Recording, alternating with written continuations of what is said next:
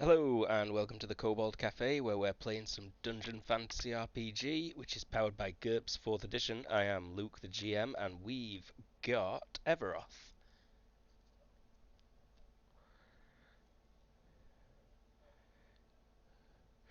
Lovable and stabby. We've got CD. Oh yeah boy. Dollar bills. We've got James.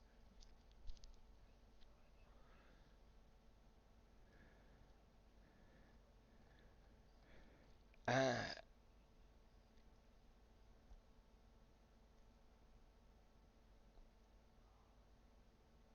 so randoms XX. And we've got Lee.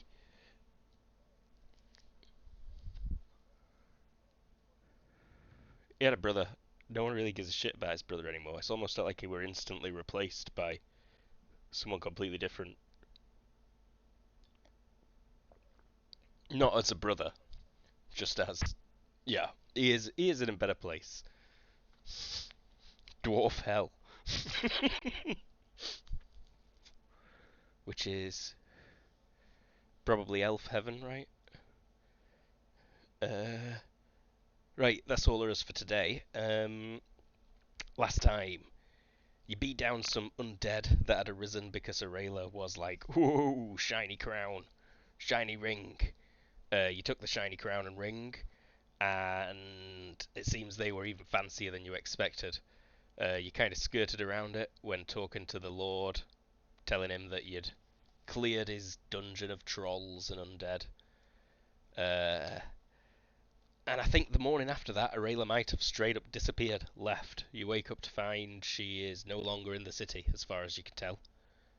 Horse that she got given back in Whiten, gone too, and obviously no sign of that crown or ring either.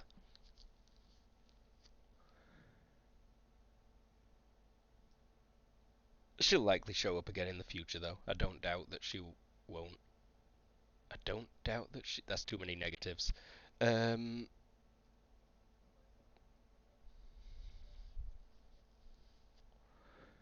Uh, yeah, that is a yeah. Catch up later. I've not robbed you. I promise. Here's a little bit of cash that what this ring and crown's probably worth. Okay, okay. By the way, I forgot to leave the cash. Love, Aurelia. XXXXOXO.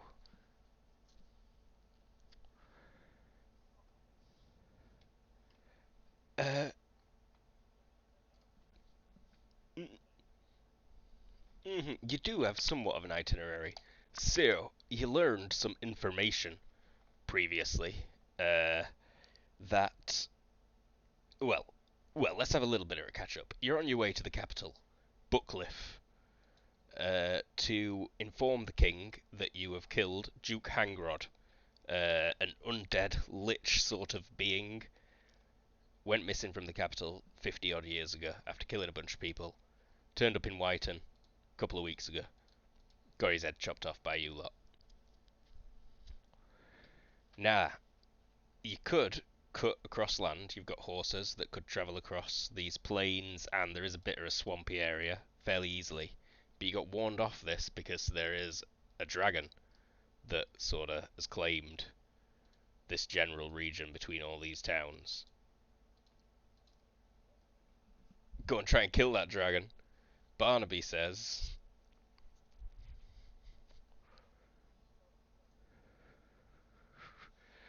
I don't know. That would pretty good call and response. I could add it up with Granite says if you can remember, and if you're gonna say what I think you're gonna say. Ah, I believe your position was we should go to the capital first. Maybe look into making ourselves able to kill a dragon, and then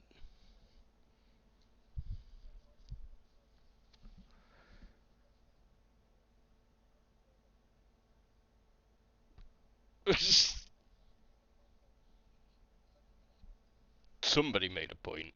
It's a fearsome dragon. It could Could well have been Lord Yoverley. This is a fearsome dragon that has burnt many legions of the king's men.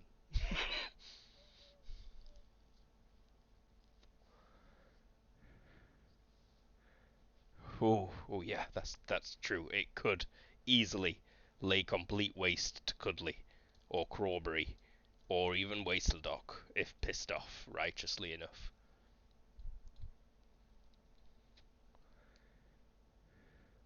Maybe. But the other option is to kind of just take the main road, which is as safe as main roads can be.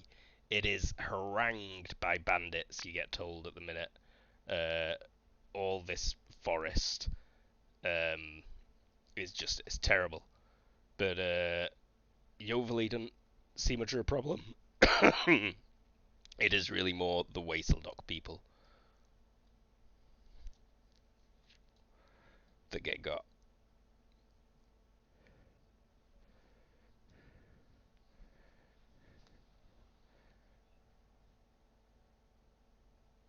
Does anyone have like current affairs of any variety?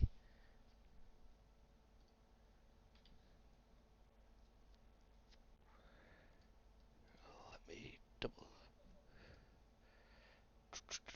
What was that? Karate? Carousing, right. Yeah, that's what I'm checking the default right now. Trait list, skills, current affairs. IQ -4, research -4. So just give me an IQ -4 to have spotted something. Oh, Sir Arthur's a smart fella. So yeah, you think you've seen some, criers in town over the last couple of days. We're having a bit of a time skip. Information that we discuss now occurs over a few days in Yoverley, while you rest your horses and restock and rest yourselves and what have you. Yeah, you were fencing some stuff that were going to take a little while. Fencing, air quotes. Getting the best deal. And I'm pretty sure someone were getting a fancy shield made. But yeah, Sir Arthur, you've seen mention of these bandits, and they do seem to be quite a problem, mostly for the rich folk. But actually, the common people that you see seem pretty pleased with these bandits. Like when the crier that you saw this morning were like, "Oh, the bandits in the northern woods have struck again." Uh, like a few wealthy-looking types were like, "Oh dear, not again," and the peasants were like, "Hooray!" Before the town guard quickly hurried them along.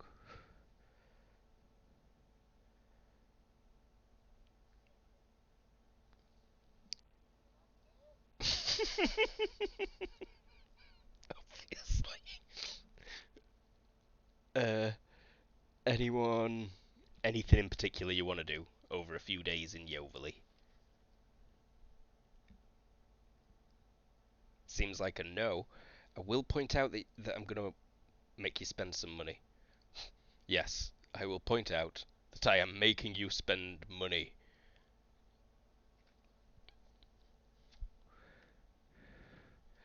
Cost of living.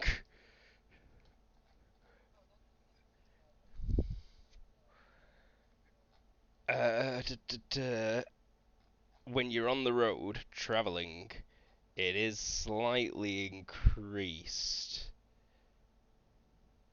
Oh shit, daily cost of living. Wow, that's expensive. Anyone status 1 or higher? So you've got independent income, right, Arthur? How much? 2,000 a month. Huh. Huh. No, I want the chat box, not search for characters. And what's your status?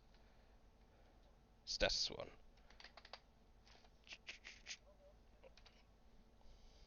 Rich guy. One of those. So, yeah, you have to pay technically 240 a day to maintain status 1, while traveling. So I'll just times it by 28. I'll be nice. 6 grand to be status 1 all the time for the pleasure. But if you've got 6 grand spare, I'll take it off you now and we can ignore it all.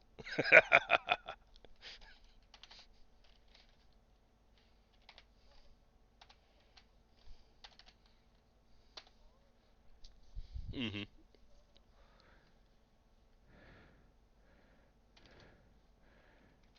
This is true. So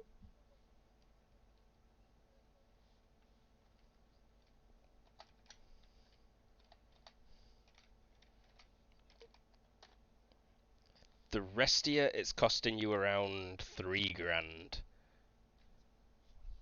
hmm Live off the land somewhat. Okay, let's see this. For a month. This would be for a full month, and you've not been travelling that long yet, so I won't bother you about it again for a while.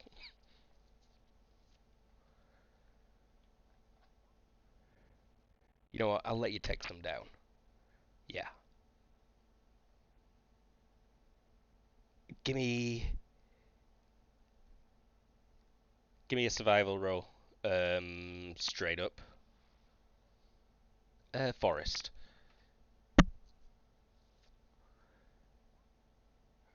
Success by 4. Straight up. Yeah. I'll let either you reduce your personal cost by half, or everyone can take 10% off.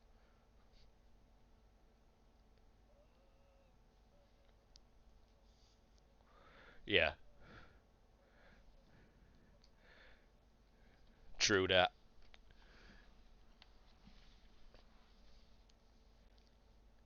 Cool beans. And you can actually live at status -1 to make it even cheaper. But you know you're a scrubber at that point. You're not worth mentioning. Ew. Yeah, status 0 you can get away with.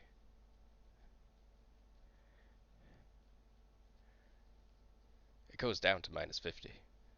That's not true. That's a lie.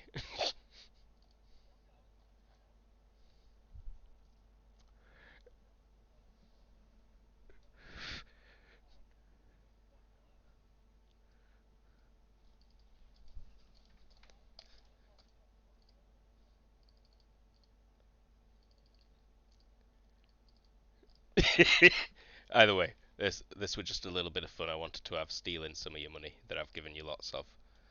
Uh, Legally stealing your money, and it's rules I've never really used before in GURPS, and it does seem like a great way to take a lot of cash off people quick.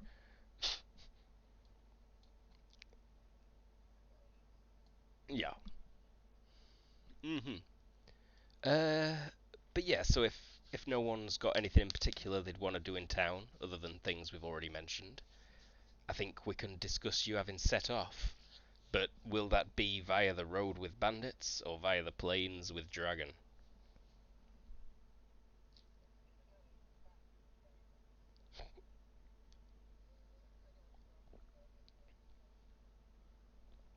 That's a fair point.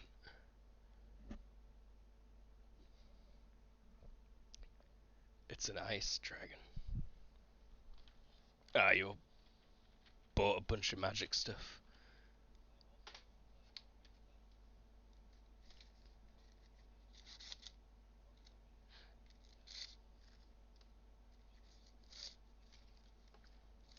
Glug glug. Don't forget all your troll grenades.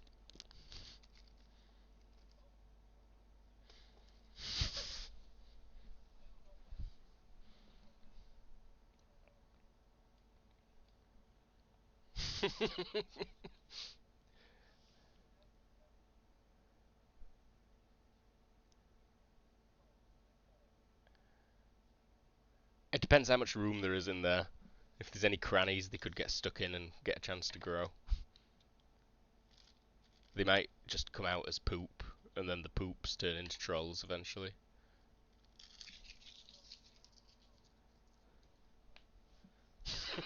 over like 3 or 4 days. Like, I got this piece of meat stuck in my throat. It's just getting worse and worse. Well, okay then. So, a few days pass, you're all fully rested, you're excited to be setting off. There's more news of bandit attacks, and so you're like, oh, fuck these guys. And you make haste. You travel around 100 kilometers a day. Um, if you want to push your horses a little bit, you could probably boost it to about 150. But leisurely on this road, the weather is fair, a little bit nippy in the mornings and at night, but not rainy at least.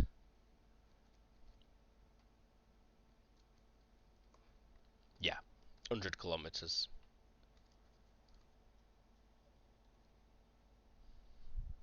Cool. Huh. You spend a day traveling. There is not much to mention. You will pass other travelers, both coming your way and going the other way on foot. Mostly status -1 type folks, hunters and trappers, and just a couple of pilgrims, really. Maybe see 6 people through the whole day, or 6 groups. No sign of bandits, but there are shit tons of places where you could get ambushed by bandits.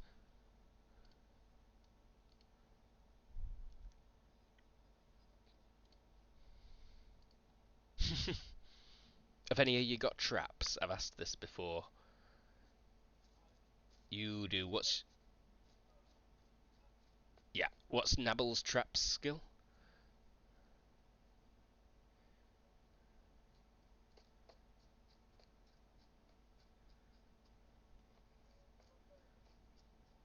Cool. You do spot some traps that were clearly meant for people rather than animals. There's none on the road, but you like spot some weird rope contraptions that have been quite well hidden. And in the evening, you follow them off the road a little bit, and you can see there's like big nets set up for catching people, maybe.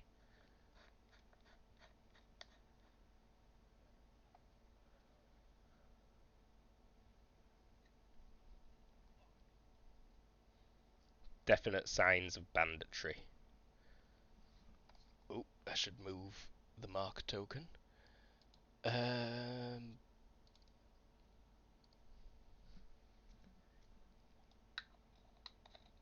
Give me a perception roll of your choice each. Oh, no. First, give me a survival roll to indicate setting up camp, choosing a good spot. Just one's fine. I assume it having a bonus because I'm certain most of you have got a bunch of survival skills. Next, someone give me a perception for the first watch. I am.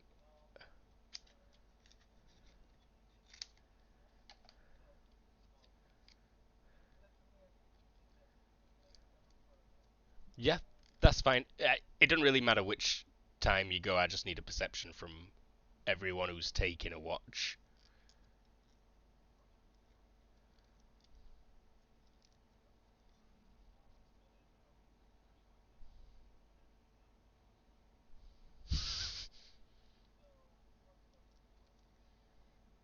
Uh, General perception if you prefer, or vision or hearing is fine also. If you've got discriminatory smell, I would take smell. I'm not interested in touch. You don't spot anything. You have your like what 3 4 hour watch-ish. Start feeling sleepy. Wake up your next dude. Um, Nabble for the second watch. Probably when it's darkest.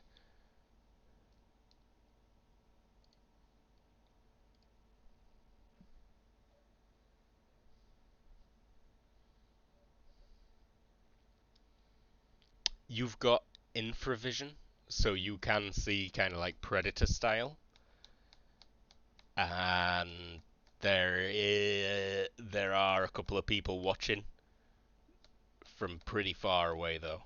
At first you think they're just animals, but then you do manage to make out that it's a pair of humanoids stood about 30 meters away, crouching, looking over at you.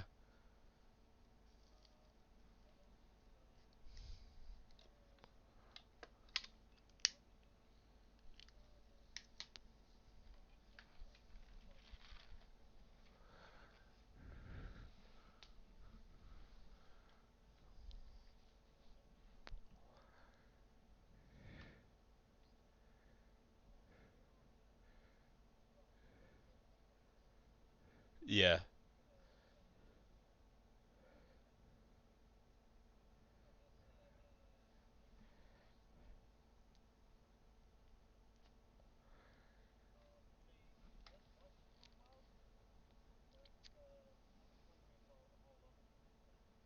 Um, they don't do anything for a good 5 minutes.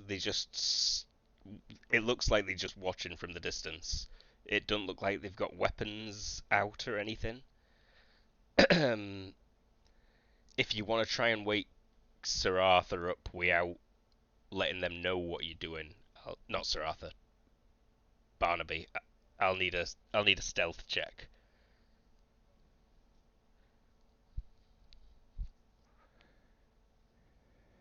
Oh yeah, yeah. You managed to like get to the tent and tap Barnaby's foot, and he wakes up.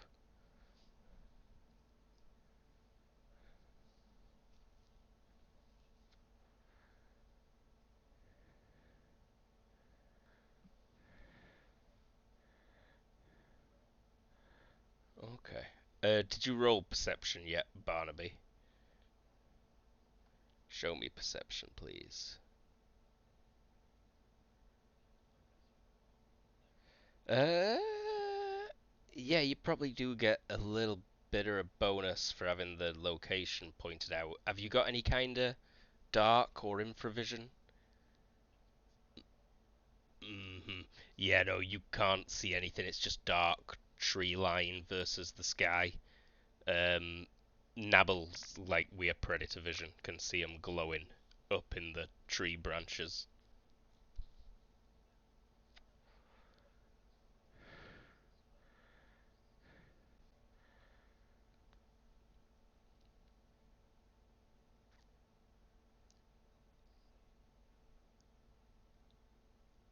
After about only a couple of minutes, Nabble, you can see that they climb down out of the trees that they're in and meet back up together, and then walk away.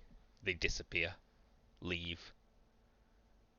And how long do you stay awake, keeping watch yourself?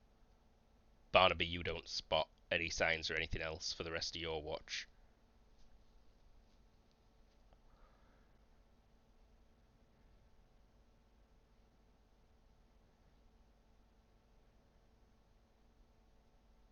Do you just leave it like until Barnaby's watch ends, Nabble? Or do you fall asleep before that? Or do you stay awake when Barnaby wakes whoever up? Granite.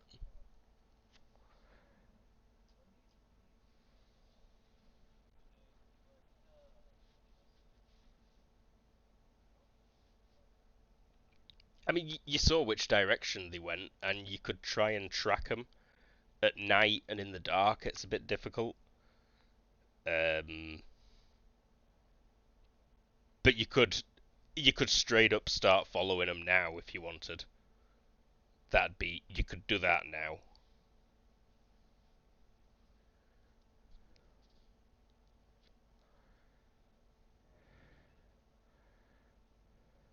Do you let Barnaby know that you're doing that? He, yeah, Barnaby doesn't see anything.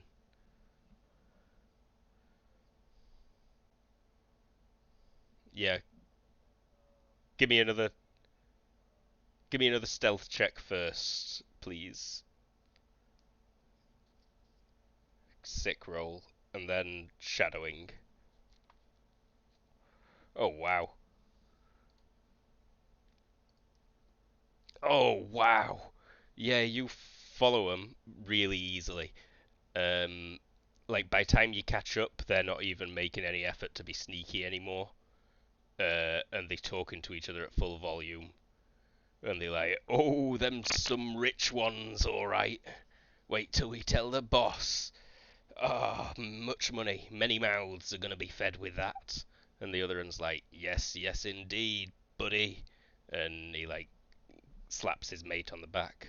You can see now that they have got bows and arrows and little like long daggers, uh, but they didn't have them drawn when they were watching you.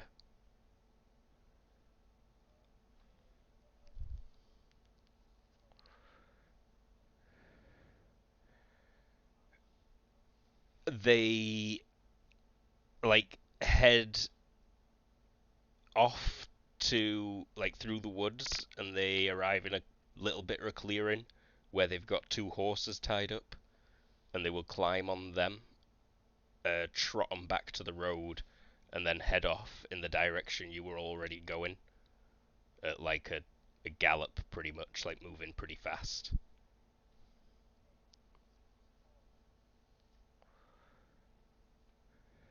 or at least from that direction.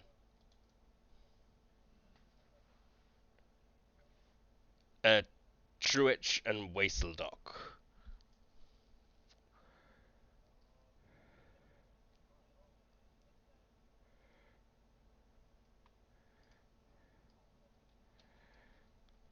Uh, yeah, I want to make a GM check as well. Maybe something in the forest decides to eat you. A couple of things in the forest would like to eat you, but you don't wake them up, and you make it back to camp.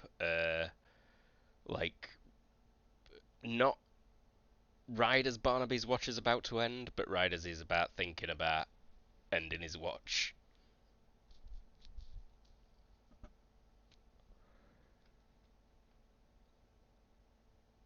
Do you say anything, or do you just climb back in bed?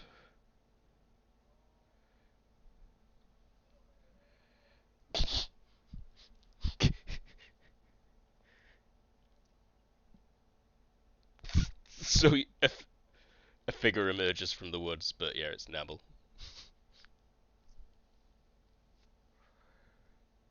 And it was boring. No, you saw a raccoon. That's boring to you. There was a raccoon. It's now cooking over the fire. Ah. Oh. Yeah, no, it doesn't know to cook. Ugh, there's a raccoon skeleton.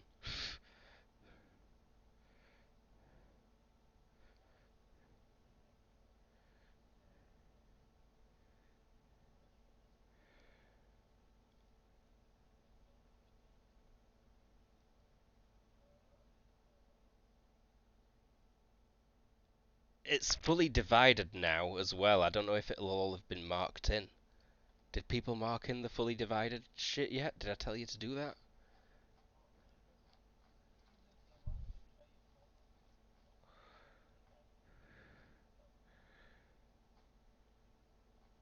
I don't know, that sounds like the right amount for you.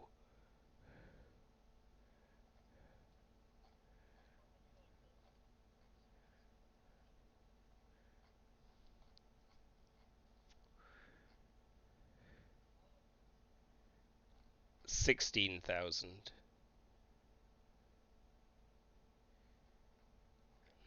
Scrolling. Uh-huh. Just scrolling a bit.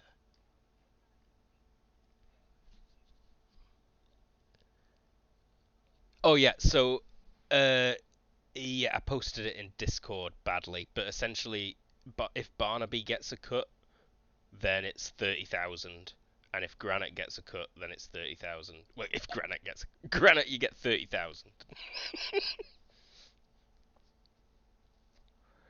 This was the rest of the stuff. that you sold back at. That's. Bu- bu- bu-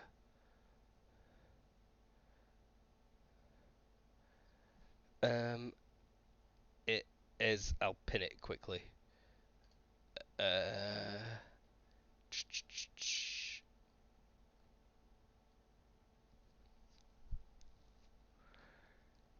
I think that were how much more you were getting, but it sounds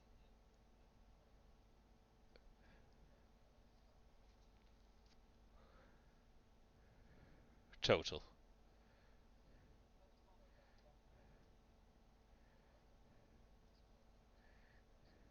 Yeah.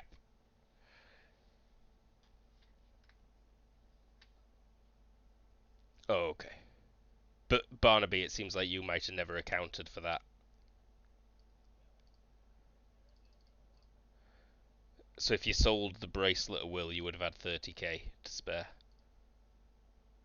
If you kept the bracelet of will, you would have had 5k to spare.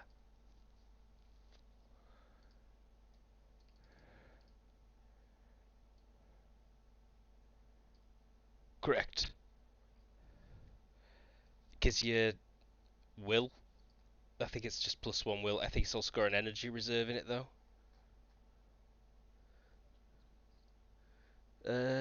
But bracelet of will one with an energy reserve of 6.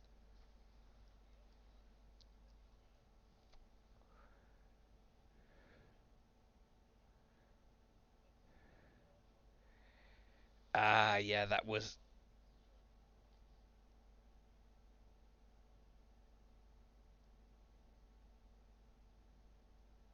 This got confused at some point. Hmm.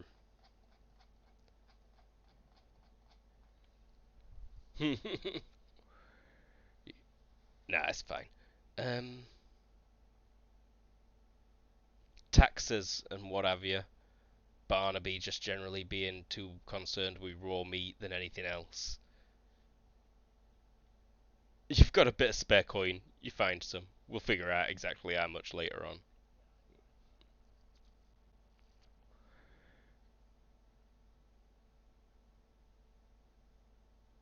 And the rest of this night's going to be fairly boring. Nabil, do you go to sleep? Uh, Barnaby wakes Granite up.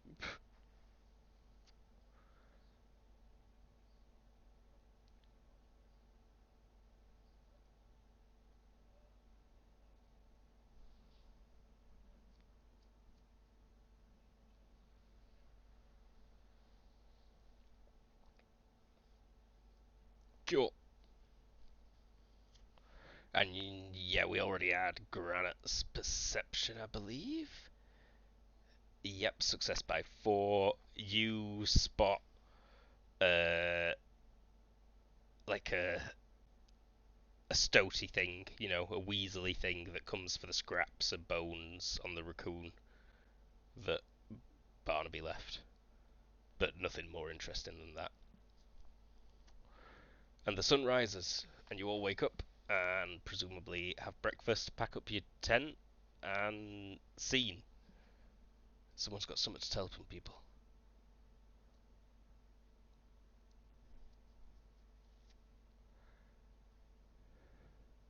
Or not.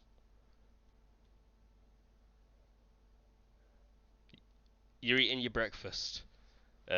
Everyone's just woke up.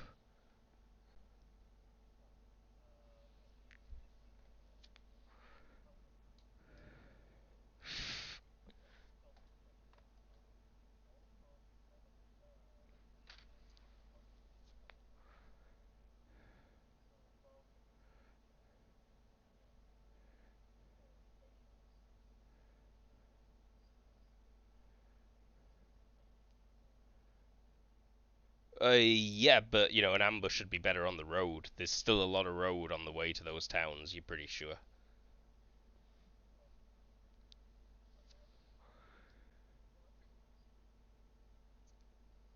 They are definitely planning an ambush.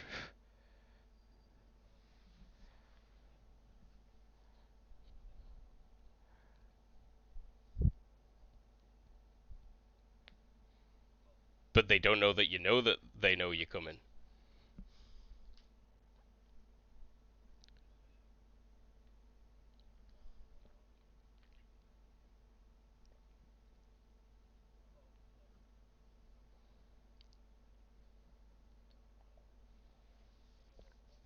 They did go down the road.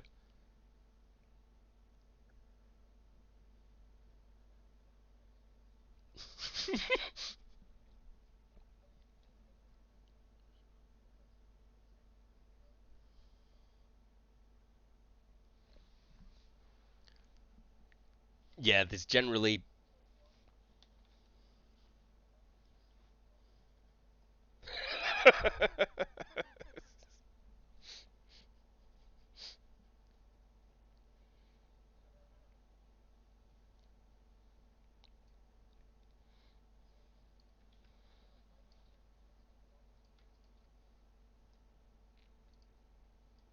Oh yeah.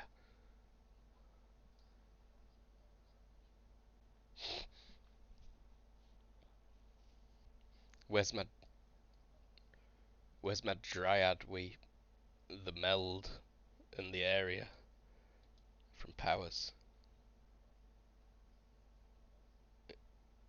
Ooh, Ents is gonna mess you up, bro. As promised, I require a very quick early break. Um, but before that, you travel along the road a while. You pack up your gear, and you're like, that's a good point. We'll just keep his eyes peeled. And you don't even have to keep them that peeled. Go on. Yep.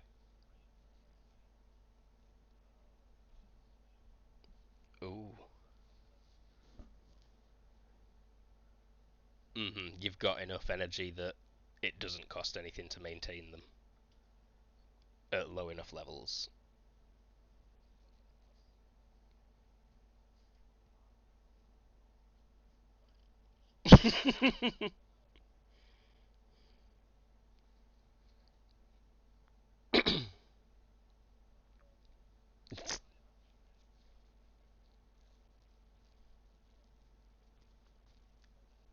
I don't know what happens when you do multiples that it's free to maintain. Ah, so it doesn't cost you energy to maintain on them as well, but it is a penalty to cast it on them. Ah, so if the penalty becomes more though, does that mean it might suddenly cost something to maintain?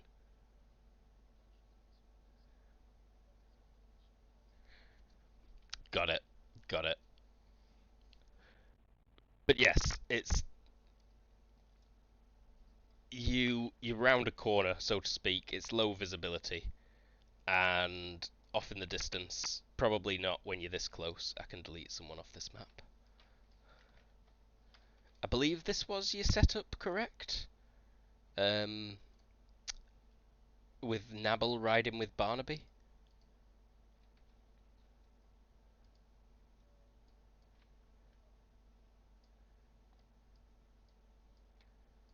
It might have been a Railer.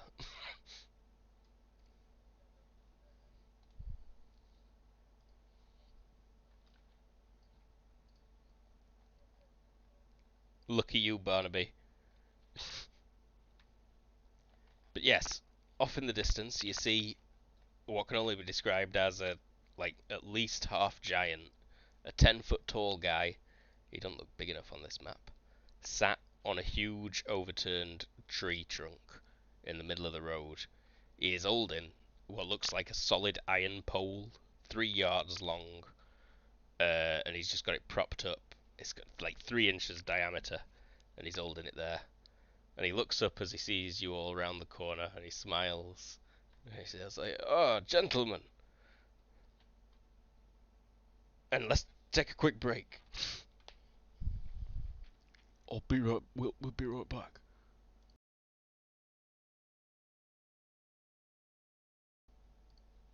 We're back. Sorry about that. So, you've rounded a corner, and though this fella appears 20 meters away on the map, he's actually an extra 10. He's 30 meters away.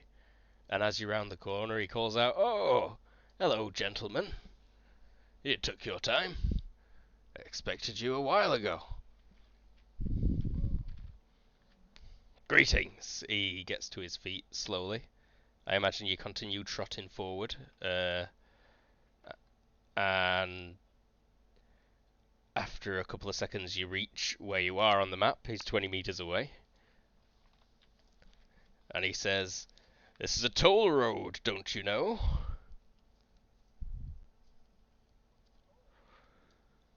"Well, that depends." And you carry on coming forwards a bit, clippity cloppity.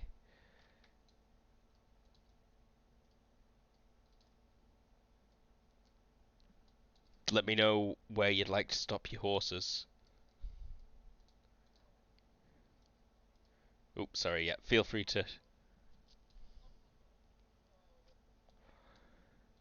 Right there, okay. And also everyone give me visions. Visions!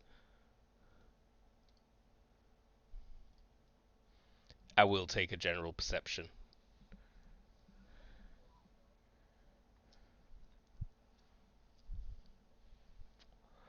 Okay.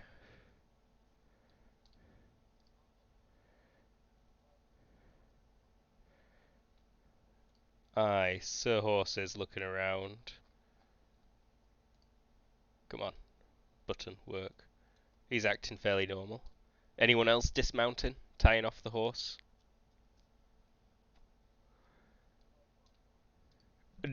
Add GM checked for him.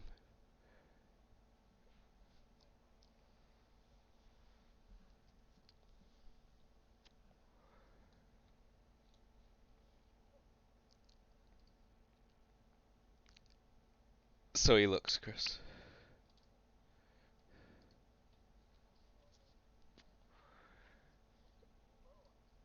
Yeah, that depends, indeed. And then he watches you getting off your horses.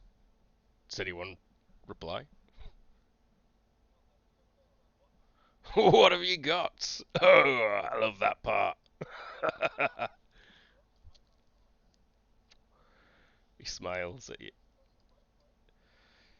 Ugh, not much honor in that. Wait, what?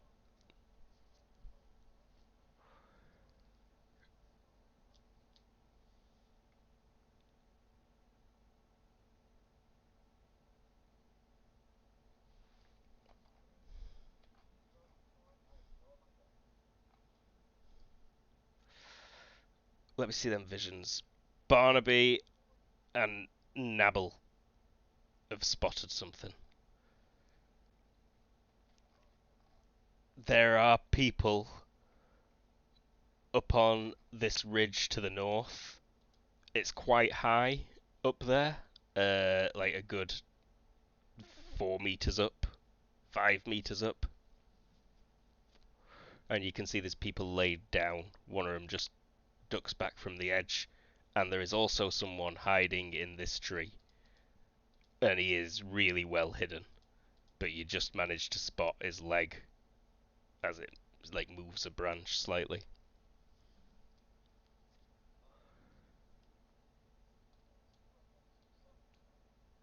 Noise. As you summon the fireball,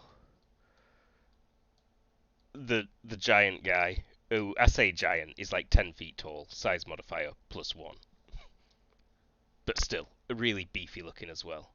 He's like, "Whoa, you're not gonna pay the toll?"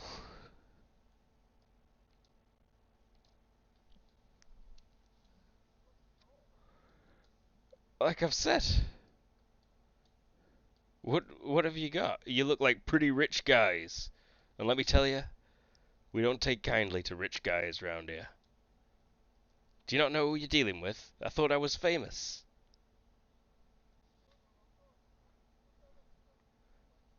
Oh, northern monkeys. Ugh. I'm I am the one, the only, Lil Kev. Ha! He picks up his huge iron rod quarterstaff and does like a fancy spin with it and slams it into the ground with like a bong, and it vibrates and rings out, and you feel the ground shake slightly as he does it. Master of the quarterstaff, he looks at you. He's like, "Don't try anything stupid now. I'm being polite."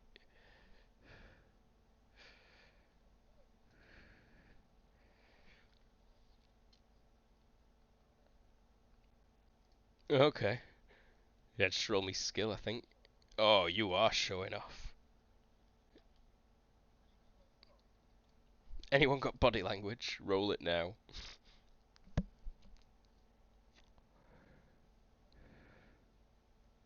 Yeah, I'll take intimidations if you've got them. This guy is trying to be intimidating, but I don't force that on players. You choose whether to feel intimidated or not.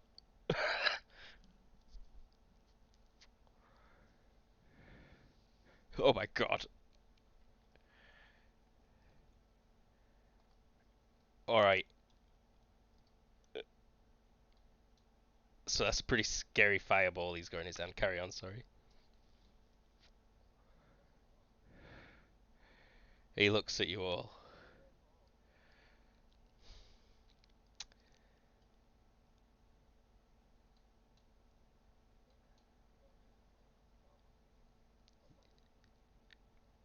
He looks at the goblin and he says, "I'll take a one-on-one, but you, bu-bu-bum.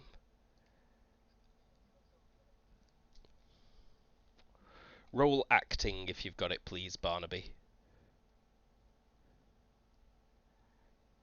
Because you know there's a guy in that tree, but you don't want a guy in that tree to know that you know there's a guy in that tree. Is that a default success?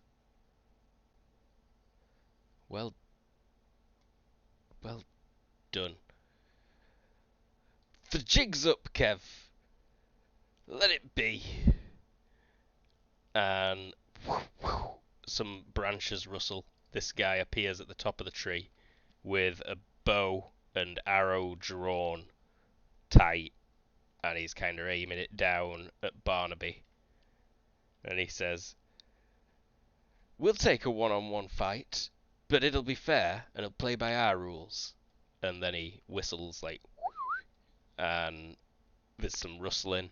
Let me get to the GM layer and just select everything. A bunch of people pop up in a bunch of places. So there's a guy hiding behind a rock here. He climbs up on top of it and draws an arrow, aims it sort of towards you. These guys up here all aim arrows down at you.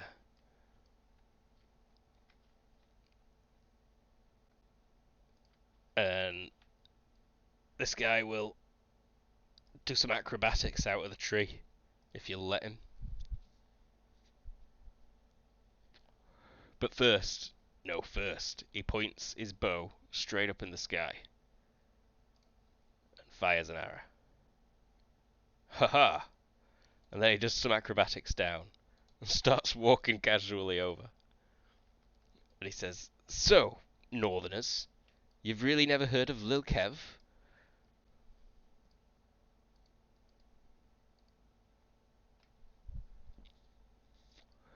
I guess that I guess that means you've never heard of the legendary Goldfinch Cowl?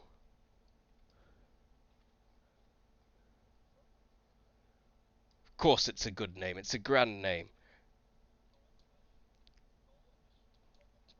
Goldfinch, sir, the bird.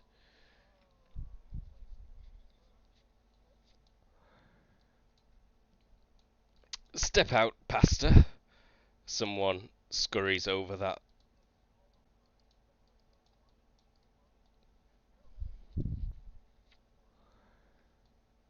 He rolls his eyes. Pastor Scran? You've not heard of Pastor Scran?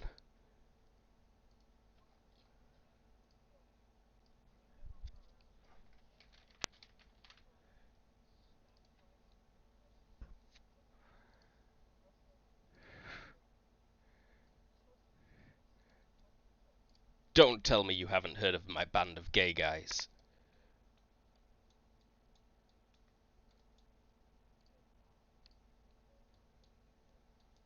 This is no joke. The merriest of men. Well, very well. You're clearly no good, wealthy bastards. I'm here to redistribute your wealth. And you choose combat with Lil Kev, one-on-one, to decide whether you should pay the toll? The toll will be all your gold. You don't deserve it. There are others who deserve it much more.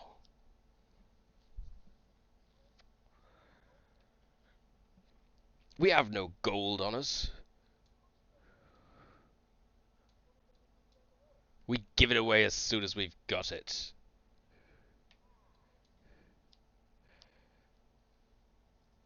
Don't question the logistics of my operation.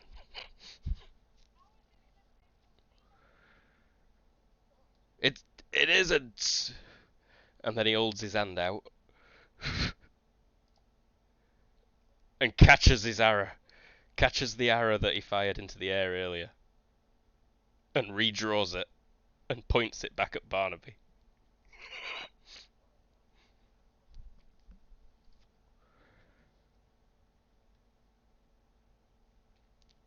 And he winks and smiles, and the sunlight, pings off one of his teeth. One of his gold teeth. The only gold you'll find here, sir, is right in my mouth.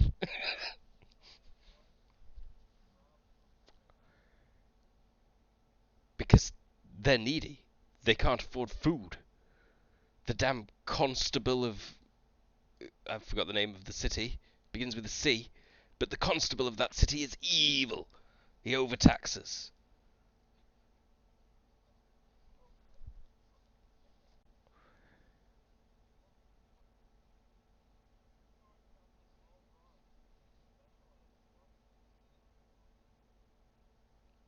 And when the evil guy is a constable, an agent of the king himself.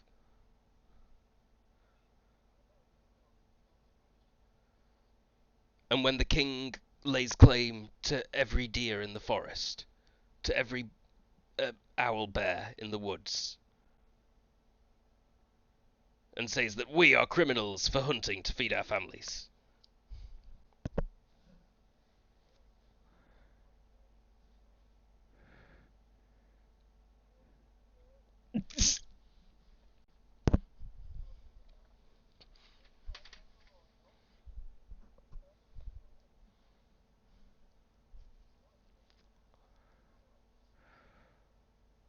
Green one, you travel with these capitalists?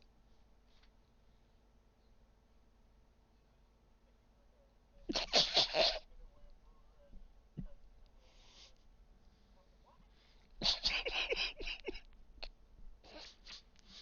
should get a point for that. Action point to Nabble.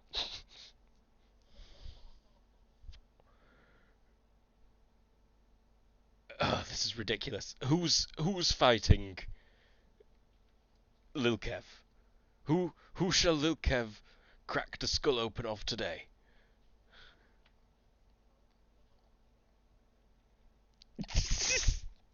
You want to join my band of gay guys? You want to be a gay guy like us? One of the gay guys cheer.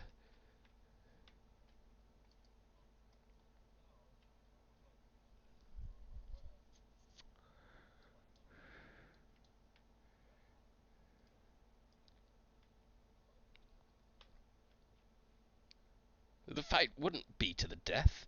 It would just be till you're knocked down, till we could take all your valuables, redistribute them to the poor, and tie you up and leave you outside town.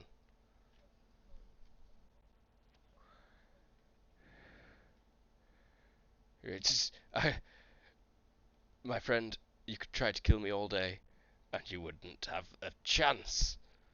You could probably kill him quite easily by nah, don't worry, he's fine.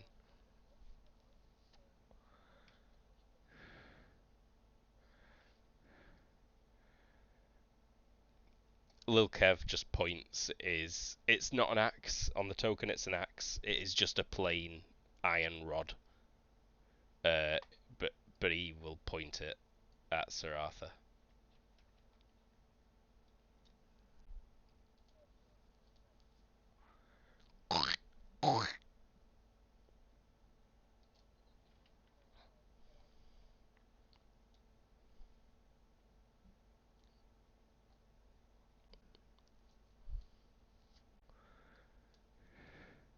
You could turn around, ride away, and come back.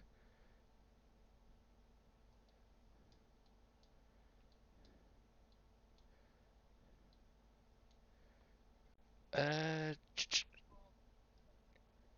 Generally, it's like half your forward move, and you can turn direction or something like that. Or I forget exactly, but you can turn around pretty easily.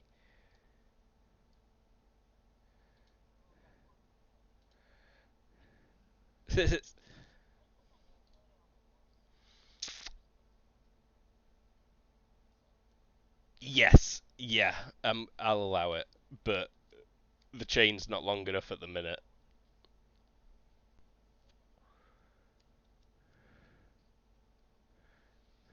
But you would have had you would have also had time. I'll allow it to. Ju- this should be. I believe it's quadruple, right?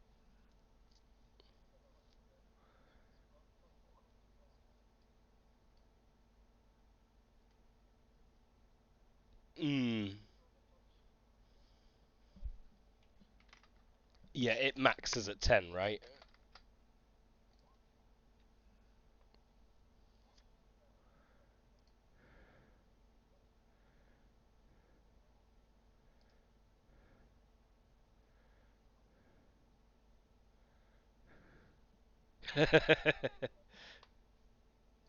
Yeah, it's not worth it on the pony, it seems. It does. Oh no, wait, no. No, because the amulet caps out at 10, right? Lee.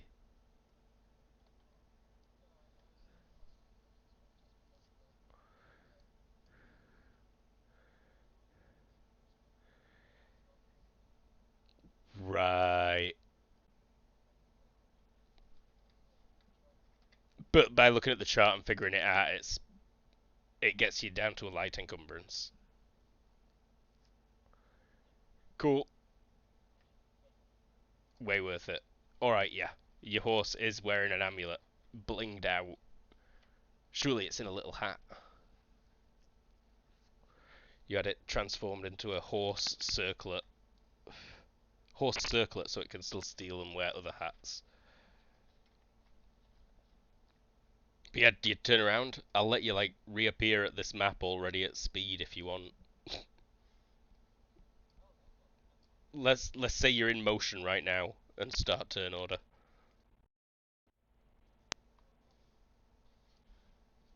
So he has been spinning his staff around menacingly as you turned around and gathered speed. Let me just delete everyone first. Sorry, you may need to roll again. You can roll again now.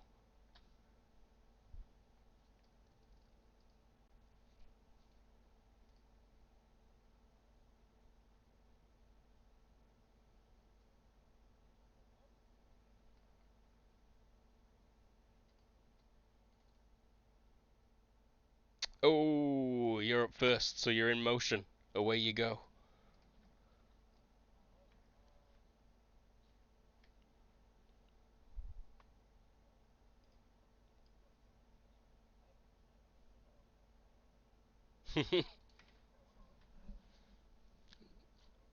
Determined gives you a +4 to hit.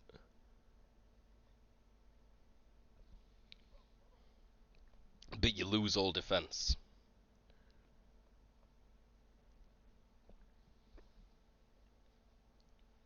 If you're moving at more than 7, you're at a -1.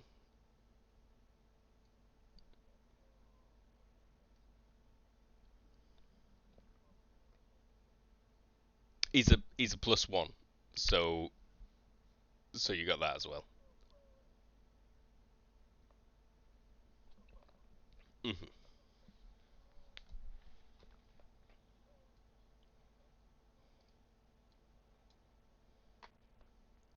Ooh, I would like to retcon one thing, if you'll permit me. As you were turning around, the dwarf past a scran would have ran up and touched his hand on little Kev's leg and held his necklace aloft and muttered a couple of things, and then by this point have just backed away to here.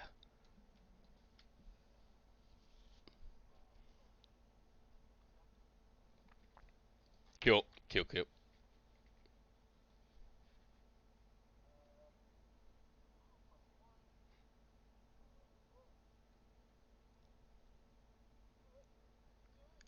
Oh, potentially hitting. Lil Kev has got a pretty sick staff parry.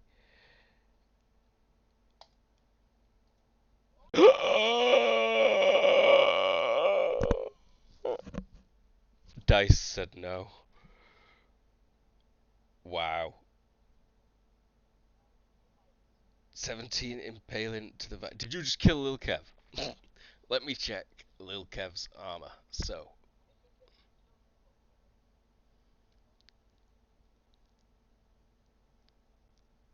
um,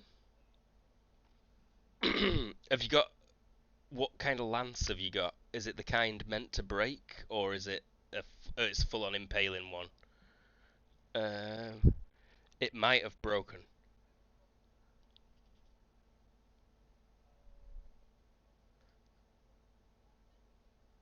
Oh, oh, no, no, no, no, no.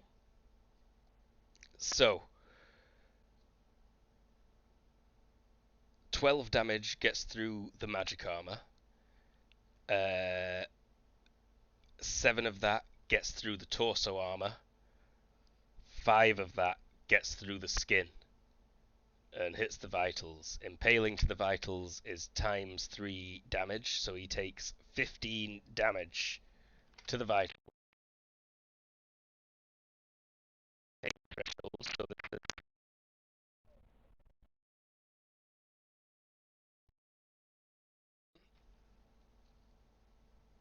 I missed it. What did you say?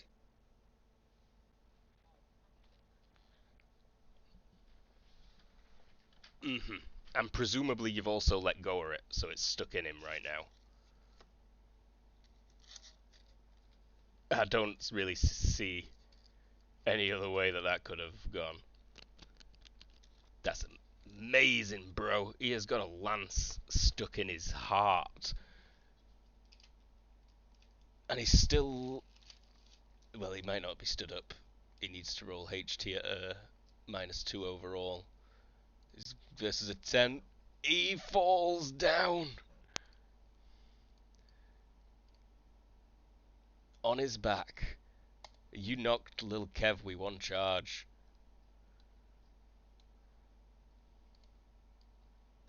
And you're out of range of the nets.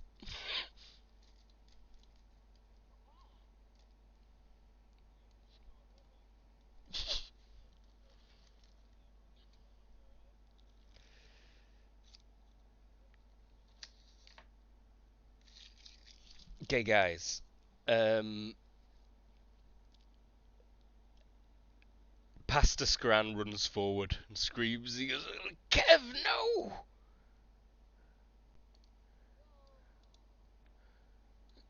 Puts his hands on him.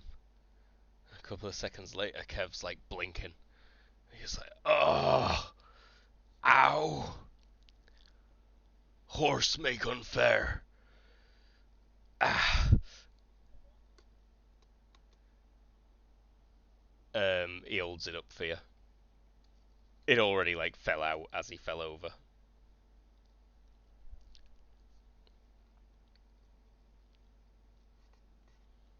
He holds his chest.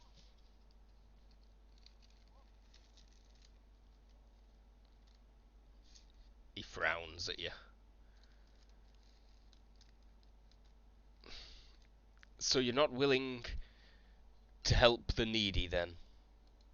Says Goldfinch.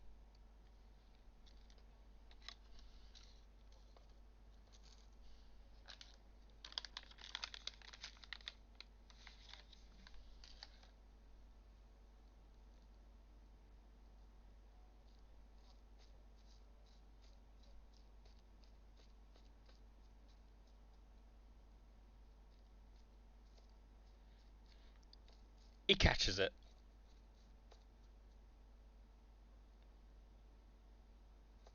Your donation is graciously accepted, sir. And may I say, your lancemanship is rather impressive. I assume you'll be competing in the tourney next month.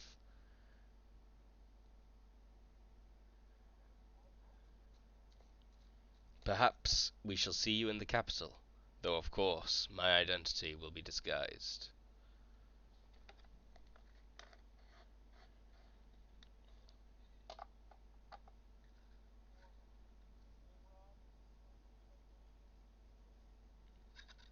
I suppose.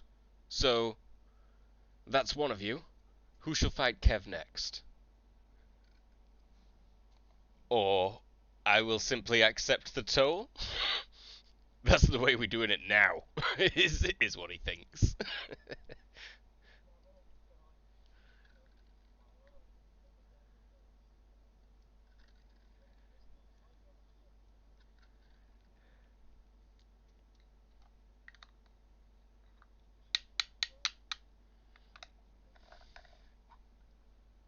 He looks down at Pastor Scran, who looks up at him a little bit nervously, but then nods. And he says, I am confident in my cleric.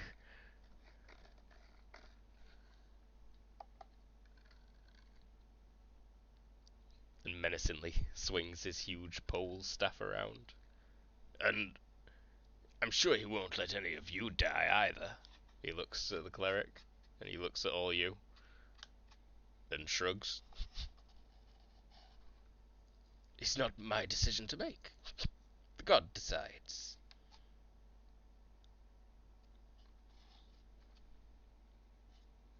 Or we'll simply accept a donation. This is more than generous enough. If you can match this, we'll let you pass without having to tousle with Kev here.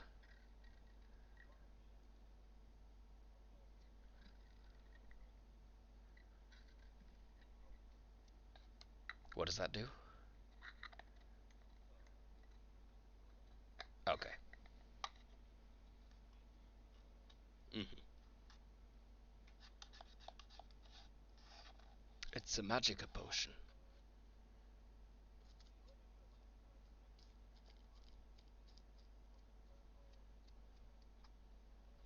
Yeah, I've got no problem with that. If you can manage just a, thaumatology or whatever it is check.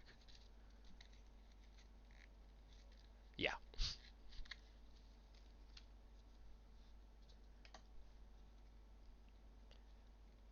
Oh yeah, no problem. Yeah, you change it. I should probably make you roll the skill -4 or something, but yeah, that's fine. It's the spell itself. Yeah. What is it the same skill for that and explosive fireball as well?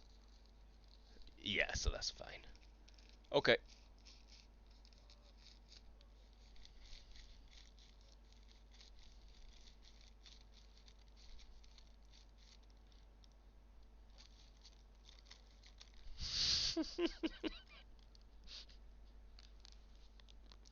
Magic. Okay, this is the scariest thing any of you have ever seen. Wait, yeah, because don't it cap at a certain level?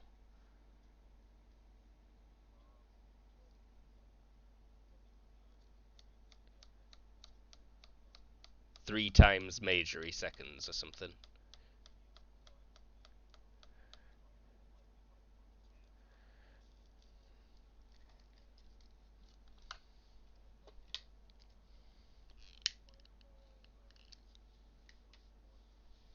Wow. Nice. But yeah, then you'd like fall down and be like, ow.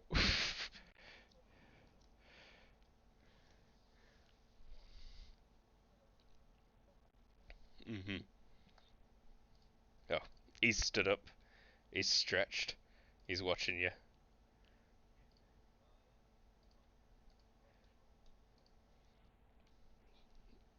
He does a slow nod.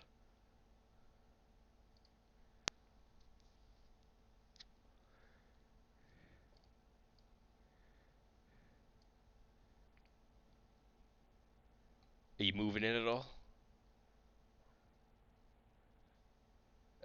Is your speed faster than his? Very well. Go ahead.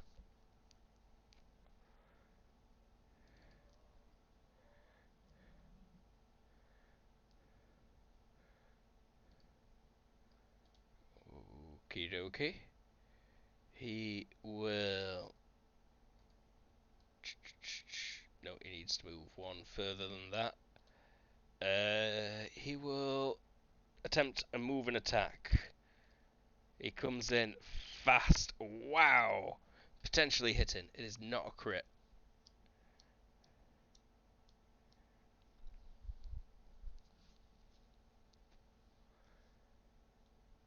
Is this the classic flip away and throw a fireball as you're flipping? All out gives a +2 to your chosen defense.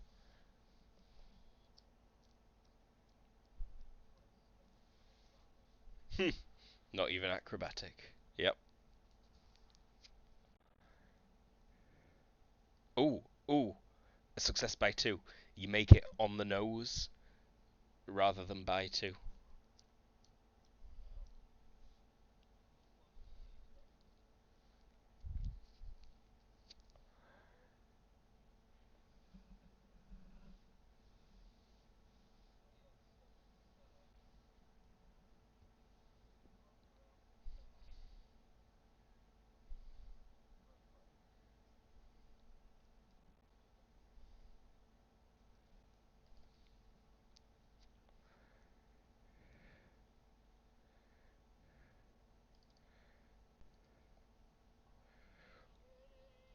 No way. No way.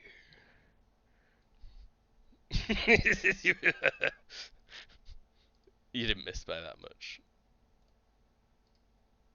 Yeah, nah. If I'd have rolled less than a 9 there, I might have considered it. But you turn a tree into, like, a scary tree.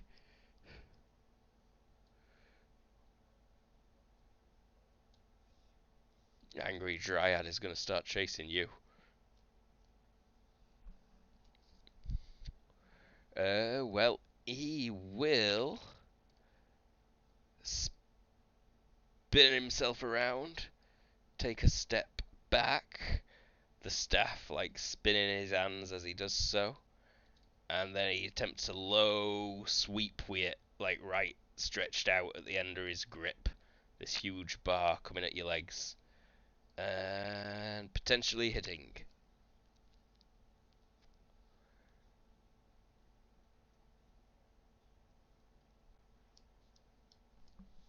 No worries. Success by 4. Yep, you manage it. Once again, not quite uh, by 4, only by 2. It's you.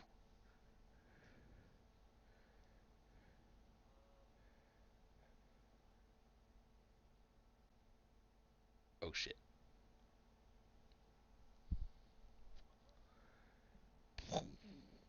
You need to roll to cast it.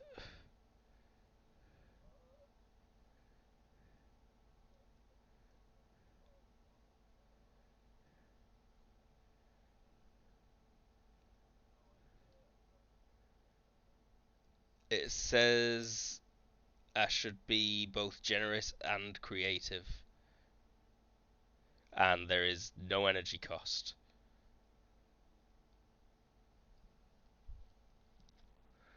Okay, so he sees your hand glow up fiery as you like snap your fingers. Probably.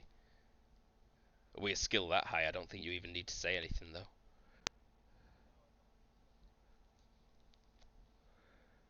Uh,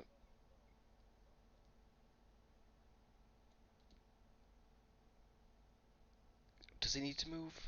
I think he does a little bit. I'll take a step. And yeah, this time he takes two fast swings in a cross motion. Only the first one potentially hits. Two defenses, please.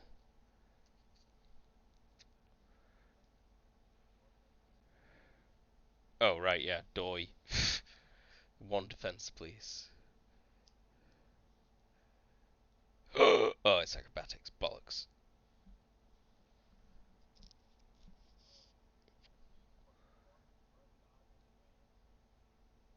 I don't think you get anything from a dodge and advance.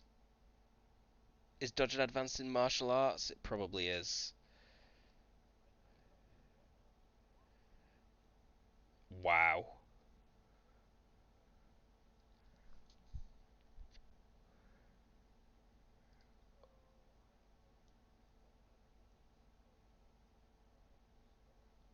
Yeah, enter close combat.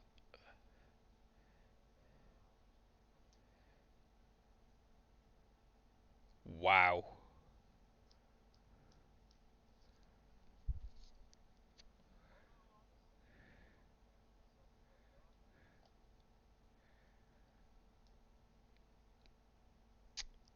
So he like quickly spins his staff so that it like slams into the ground, and he's holding it one-handed, with his offhand, and with his dominant hand, which is his left, just because that's how the token is right this second. He is going to attempt to he's going to attempt to punch you, because that's what you just tried to do to him. Except he potentially succeeds.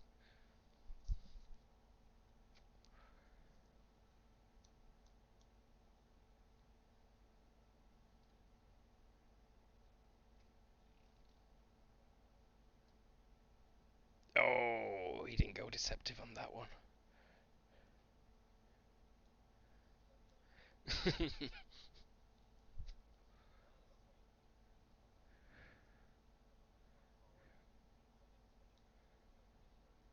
Nah, nah. Especially seeing as you critted it, it's like there until you make contact, and it feels better than usual.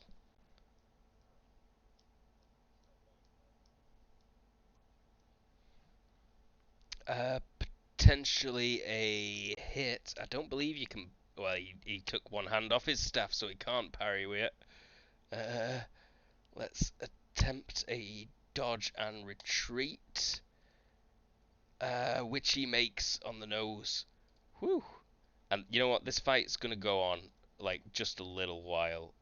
Just roll me 3d6, please. Let's have it be a straight up quick contest against like 10. Oh shit.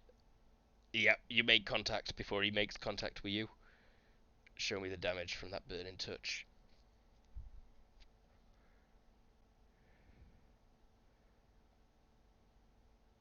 5 bypasses all DR. Roll on the crit table. Just the like regular crit table. 9 normal. Um,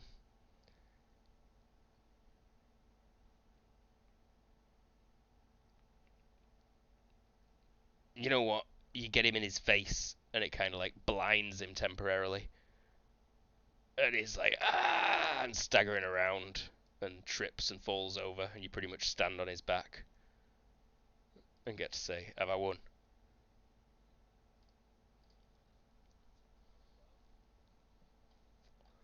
Ugh. You know what? Does anyone else want to fight Kev? Because I really don't have time for this. I'm inclined to just let you all go. Whoops, that's the wrong guy.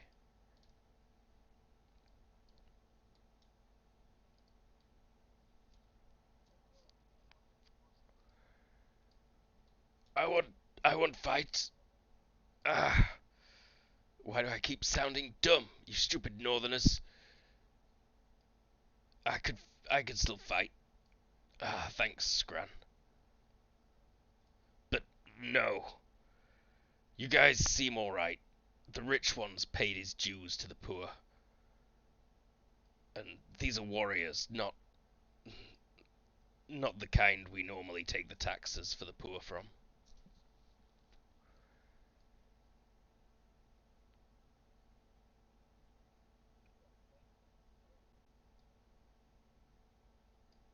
Good fight. You got lucky. Frowns. Uh, Pastor Scran is a dwarf. I should have pointed that out. Mm. He'll look you up and down. Have you got heraldry from your fortress or clan visible?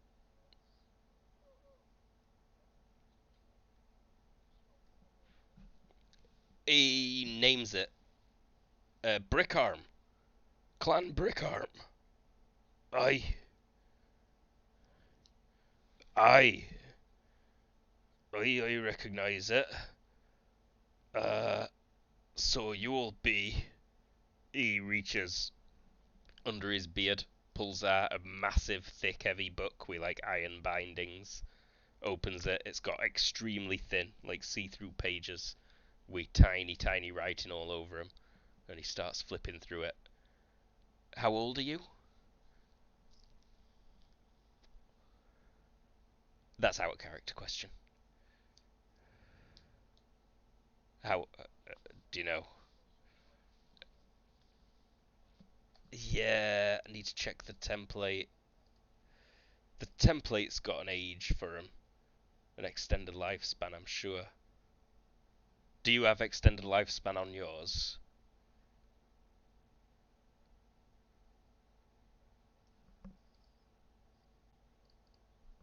Let's see.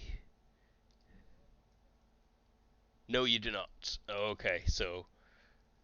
But you might have had it before, and we could say it were taken away, like, as Parter, or no, maybe just some dwarves don't. Yeah, I don't know. What do people think? Generally, dwarves should have it, shouldn't they?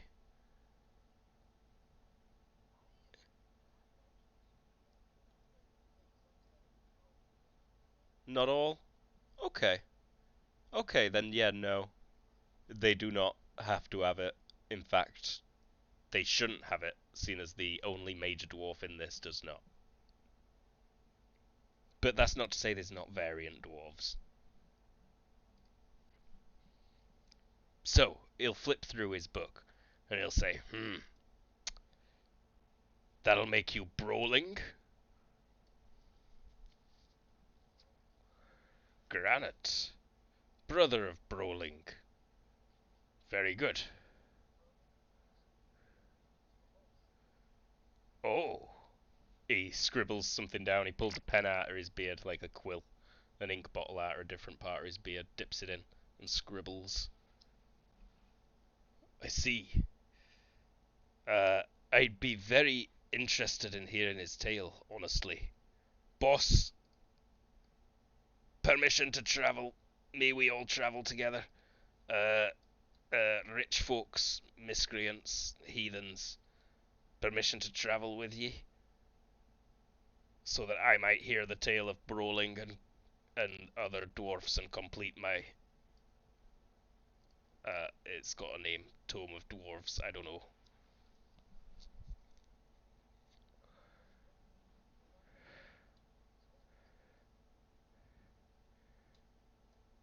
It'll be no more insulting, I'm sure. I will go with you for the rest of the day, and then I'll come back, boss. How's that sound? And he's like, just like, yes, Pastor Scran, keep yourself out of trouble.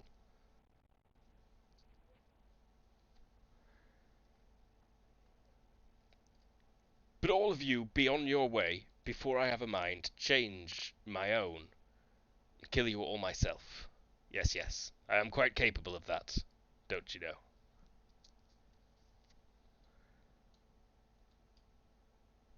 I like the lots of views, even the rich one. He made a. This is a fine donation. Much obliged. And when you run into the constable of whatever that city is, please don't lance charge me. Um, will. Well, yes. Tell him. Tell him that Goldfinch is coming after him. Yes. Tell my wife I said hello. Not my wife, the constable. Anyway, away with you. Out of my sight. You too, Scran.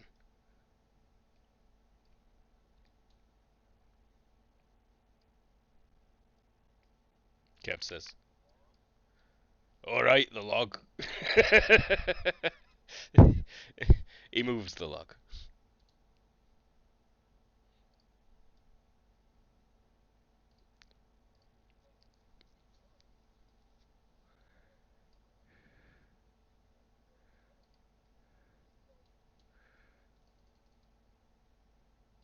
Anyone try and correct him?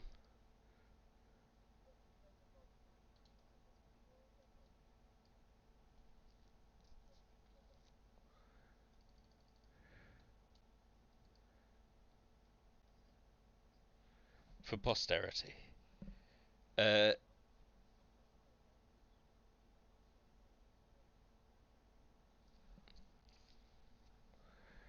he'd he'd run off into the woods and grab a wheelbarrow, um, and he'd like be pushing that along at a gentle trot, trying to keep up with you and your horses. You definitely slow down for him for the rest of the afternoon, so you probably wouldn't actually make it that far. Oh, cool. It's yeah, it's full of good stuff: wines, ales, cheese, meat, beer. Uh, yeah, tasty snacks and treats.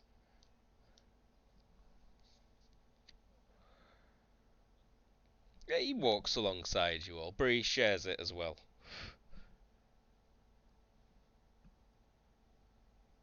And he tells you of the god of the forest and banditry and revelry that praises him, grants him his powers.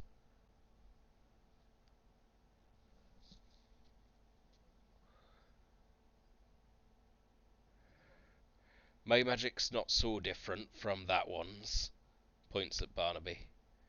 It's just from a different place.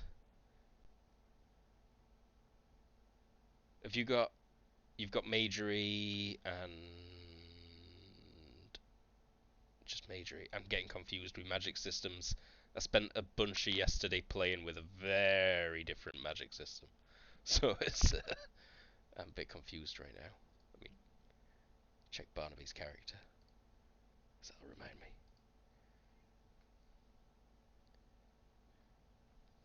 me. Ooh, ooh, yeah. You've also got extra Majory only in fire spells, right?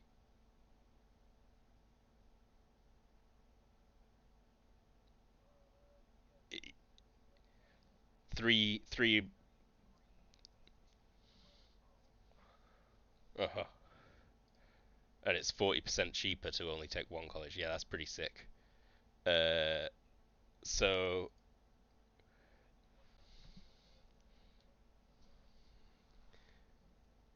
yeah, he's like, oh, yeah, it's not so different from his spells really, but mine are granted by the Laird Jesus.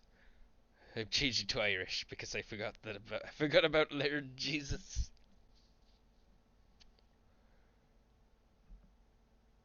But yeah, he'll show you as like a little cross of a dude being flayed on a big X cross, and he's like, that's Laird Jesus. He was flayed for our bad misdoings, and he'll proselytize to you. I'm no Laird Jesus. Uh, your deeds too, brother dwarf. All our deeds.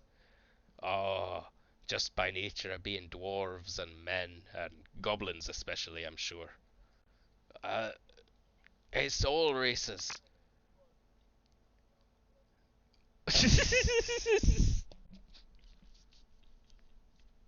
Sorry.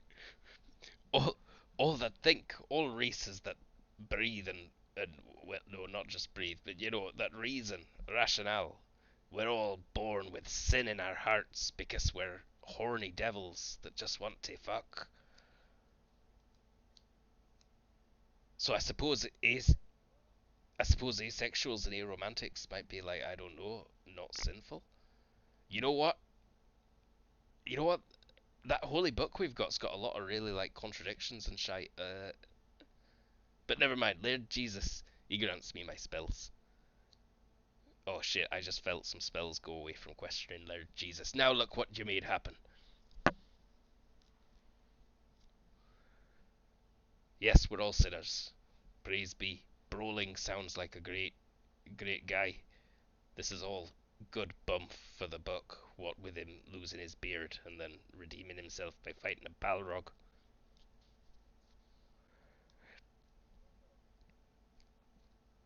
And that there is the head of Lord Hangrod. Ah, he's a human, I don't really give a shite.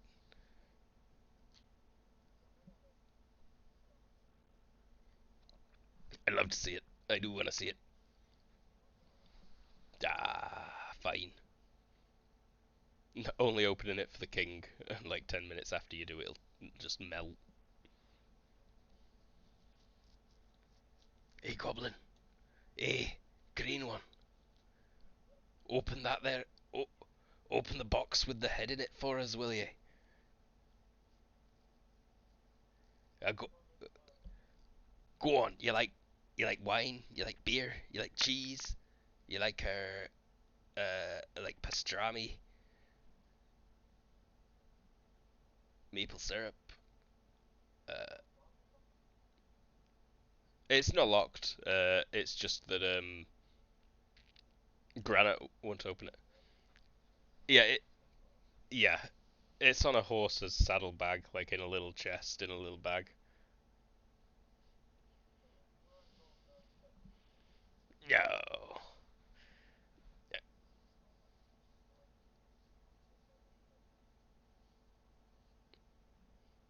party property. Quest item. Cannot drop. Come on, there must be something you want that I can offer you. I've got all sorts on my wheelbarrow. Just a little trade, see. I just want a peek, see.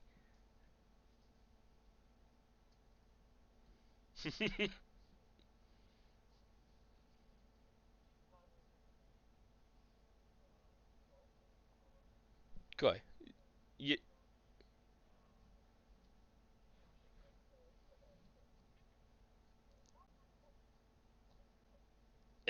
you're no fun. Praise Lord Jesus. And by that evening, you will arrive at the river crossing. Um, it is there is a little bit of a town. It's not big enough to be a named. It's just called like Riverside. You meet Alvor of Riverwood and other various people. Although it's not actually that woody around here. It's pretty sparse. More slightly hilly. Like it's a big deep valley that leads down to this river crossing. And it is plenty big enough for an inn with a stables. Um, but you will probably be the fanciest people there tonight.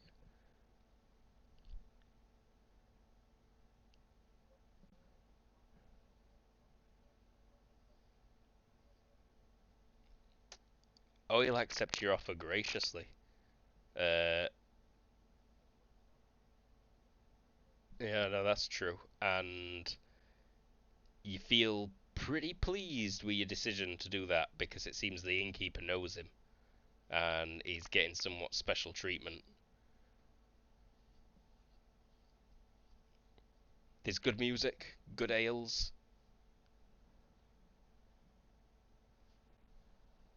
eats and meats.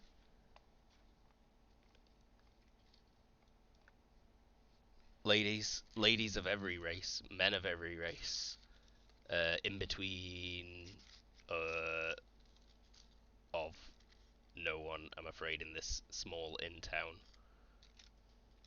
And not every race, but human, dwarf, elf.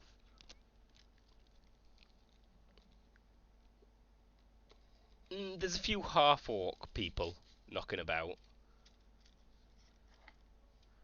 Ah, lol.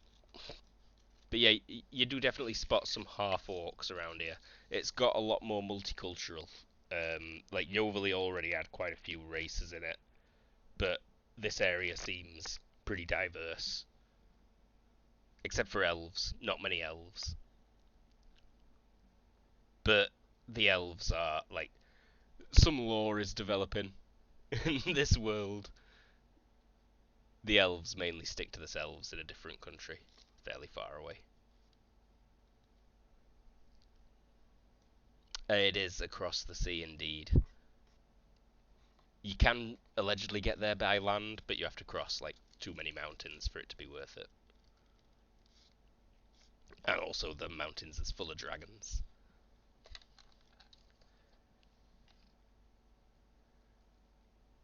As secret knowledge.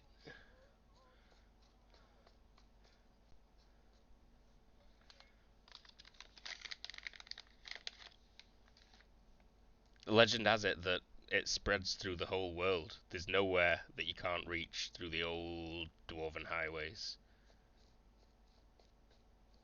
Rumour has it that 10,000 years ago the dwarves had like these strange contraptions that could allow them to move at just leagues a second, beyond mind blowing, on these strange grooves that they dug in those deep passages.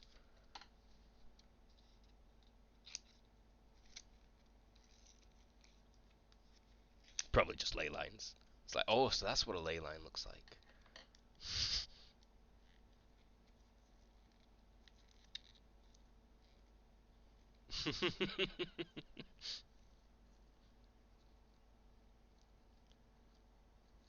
What's that about? Yeah, I'm here to lay pipe, bro. Hmm. It's inevitable that you hear rumours, and as he drinks, he'll obviously just talk more. He is well loved around here. Is what's his tits? Goldfinch and his group of gay guys. Um, as well as being generally jovial, they are mostly homosexual as well. It turns out that the constable of Crawberry um, pretty much ran out the gay guys of town because they couldn't afford the taxes, but really it seems like he had ulterior motives, according to the people in this tavern.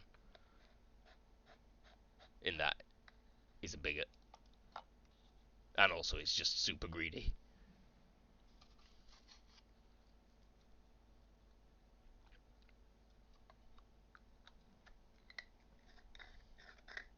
Of course, he is in the king's favour. He brings in a shit ton of taxes, and also he keeps the dragon at bay somewhat, allegedly. Like, it's thanks to him that the dragons stopped eating people, is what everyone thinks, but in this tavern at least, and Pastor Scran will say that is absolute bullshit, he's lying.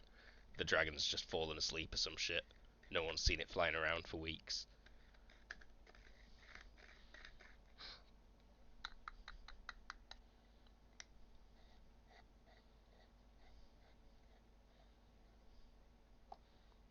That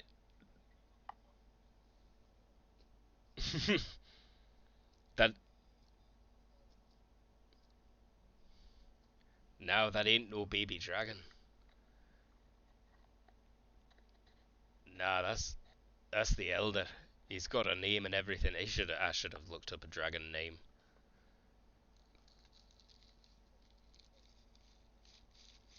I can't remember it. I'm too wasted.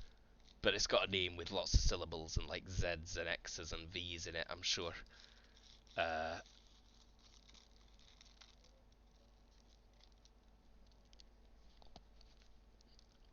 obscuro coccideus cornucopioides alganeo viridescens tremolodendro spotistro bilamyces or something, some such like that. Did I get it all? I have no idea. Um, Aye, the thing's, 1,000 years old at least. Came from the mountains in the elven ways, hungry, looking for gold, and he he settled in that castle. Must have been 600 years ago when he burnt out the last owner because he liked the swamp. I mean, who doesn't? It's a lovely sight. You should see it if you're not scared of getting eaten by a dragon. That It's a strange natural feature.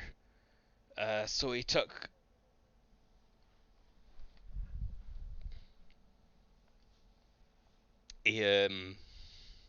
he like reaches through his stuff and pulls out a map, and he kind of demonstrates that the old ancient keep that the dragon lives in is actually built on this weird rock formation, which is kind of like, Ayers Rocky in Australia.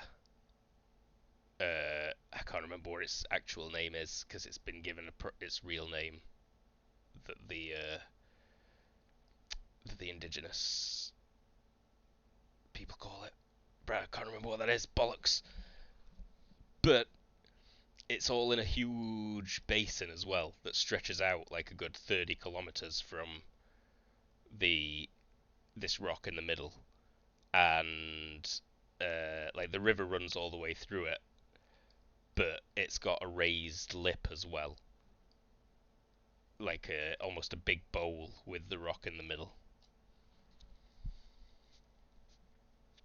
And because it's kind of close to water, it's turned somewhat marshy in the bowl area, swampy, boggy, uh, except for right at the centre where the rock and the ruined keep still stand. Yeah, natural swamp moat. Also now full of like shit that dragon didn't finish eating.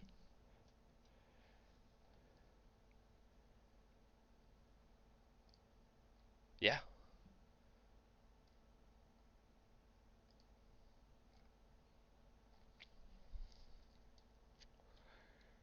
So the constable of Crawberry, he does reside in Crawberry most of the time. That's that's a little bit of a marshy place as well, but nowhere near like in the basin. And it's a smaller town, but it's got a keep, so it's walled, and it is kind of wealthy. Although, based on what these people are saying, it's just the sheriff and his cronies that get all the wealth.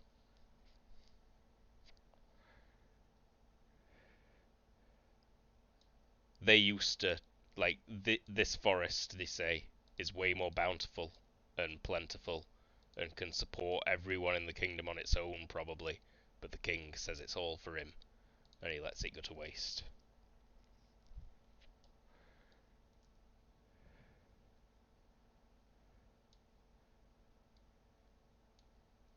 Anything anyone wants to mention as you finish this night up? You could probably reach Waste. Yeah, you can definitely reach the next town at the end of the next evening.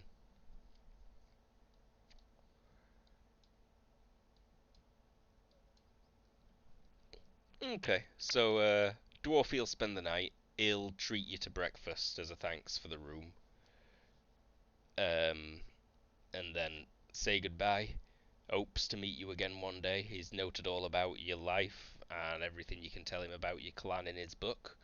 It is fully up to date as of this moment. If you, if you come back this way, keep him up to date. He's trying to make us. He's vowed to complete as perfect a tome on all the dwarven clans as he can. And he knows that this is like impossible, but he's still going for it. Yeah. This is knowledge that must be retained. Lair Jesus.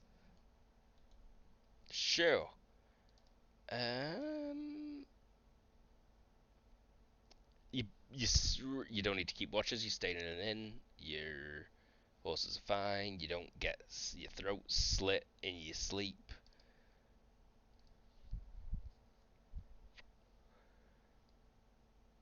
So horse is pretty pleased.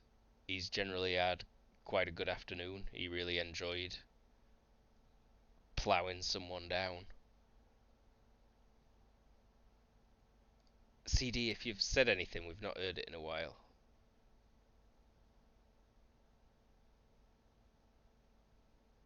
I see you. Yeah, I see you lighted up on Discord, but I don't hear anything. I thought you'd been quiet for ages. We've not heard anything in a while. Ah, yeah, Control R.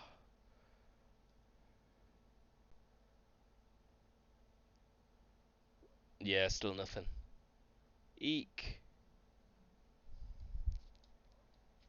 Ah, hello. Oh, Steam, you bastard. Because it's Valve. Yeah. Please don't, like, tactical nuke Steam. So, I'm sorry. I thought you'd been quiet for ages. I bet you've not been, have you? Okay. Um, but yeah, Sir Horse is in good spirits. Is nipping everyone's hats, and he rubs up against your lance a few times. You know, like, we're gonna use this again.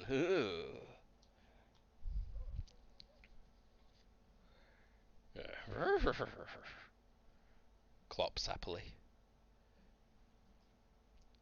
And you reach Vaseldock, which is big farming city. I've not got a map set up for it as yet. I wasn't planning on anything particularly interesting happening here, unless you want to try and seek it out, because I can make interesting stuff appear. So, lots of wooden buildings. There's no stone. This is a new, comparatively new city. Only a couple of 100 years old compared to the thousands of years old that Yoverley were. Um, but everyone is toiling pretty much. They've got lots and lots of livestock being farmed, and there actually seems to be a fair bit of it. But everyone just generally seems pretty nervous. Uh, you don't get heavily questioned by any guards as you arrive, though. There are plenty of town watch about, but they look pretty tired as well. There are a few large ballistas scattered about in wooden watchtowers that you'd spot, though.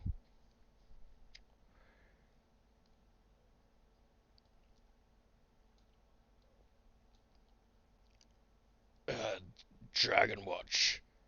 No sign of it though, but it could show up any time. It hasn't eaten in weeks, and so you know, you know.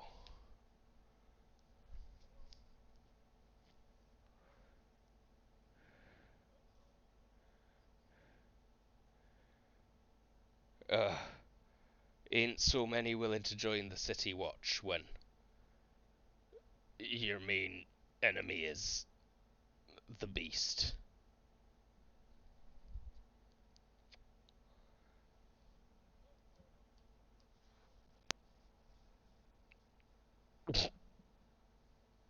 Honestly, we should probably look at calling it soonish. Uh, yeah,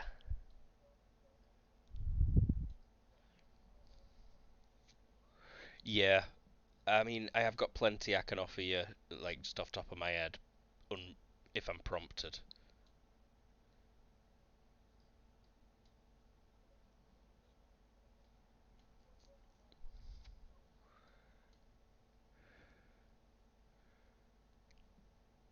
Kill the dragon.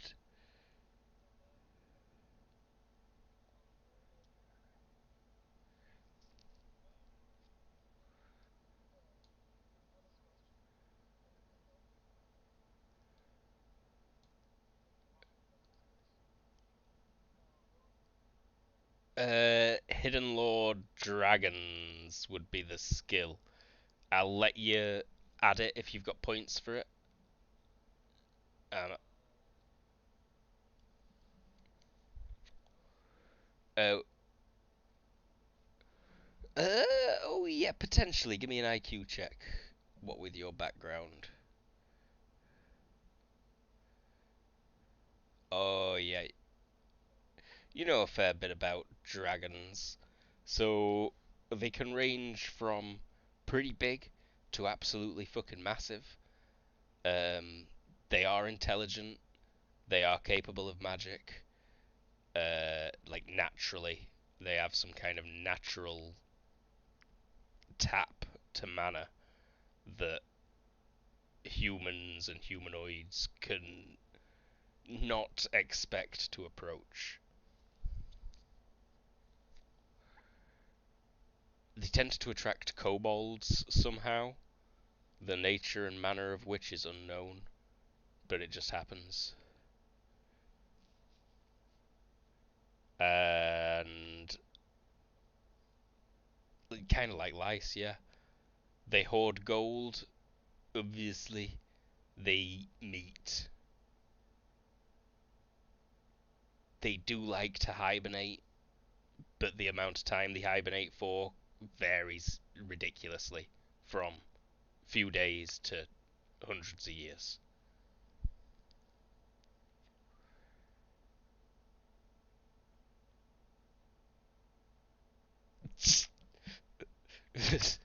There's a really good.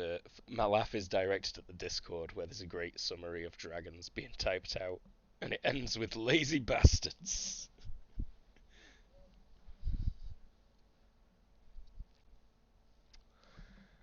So, I like to think you've all just been discussing this, like in a tavern or eatery, and an ancient an ancient woman who is clearly some kind of magic user, witch or cleric or something like that. She's got a blindfold on, so she's not seeing anything. But she's got a long stick with like you know, bird skulls and beaks rattling from it. She says, "Yours are crazy then. Going to see a dragon? Think you can take on the beast?"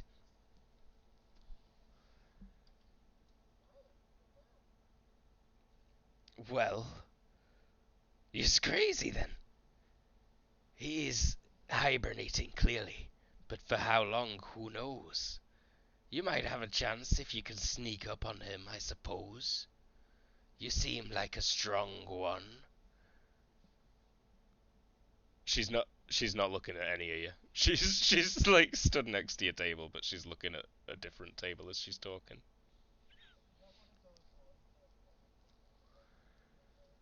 She's blindfolded. Uh, but no, yeah, she'll take a blindfold off and lean in to open air with the eyes pointing in opposite directions and say, "Yes, you might just stand a chance." To no one in particular.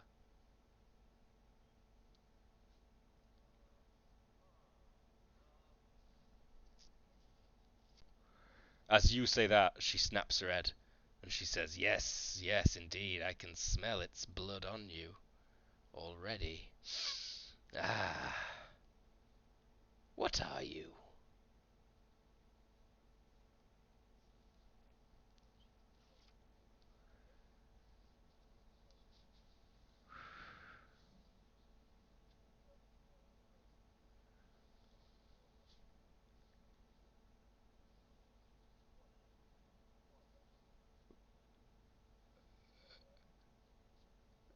Is it your mother or your father?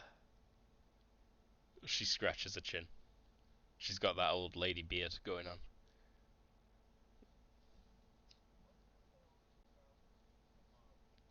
Your father? Yes. I can smell his magic blood. You should seek out the dragon. See if he is asleep. What do you think you would need, other one? Dwarvish one. She's an elf. She is an elf. That's why she's being such a bitch.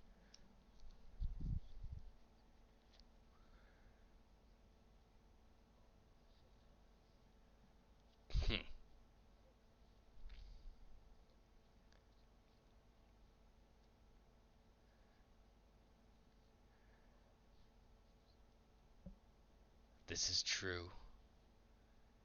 If you have gold, make your way past Crawberry, and you will find uh, things suitable for your needs if you seek the right places. But beware, there is much charlatans attempting to flog snake oils.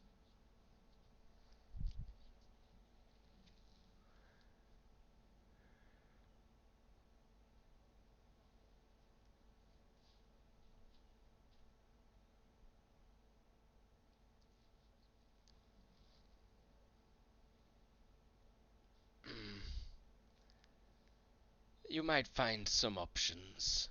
I can assist with some things.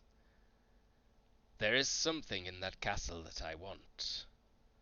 If you could bring it back to me, then I can promise you, oh, anything, I would hope.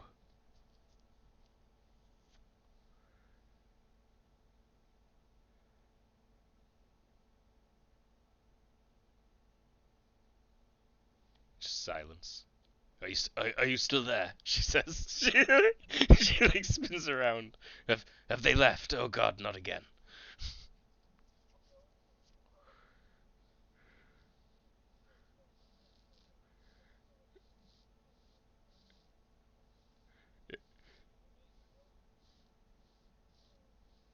Don't be scared of talking over this group.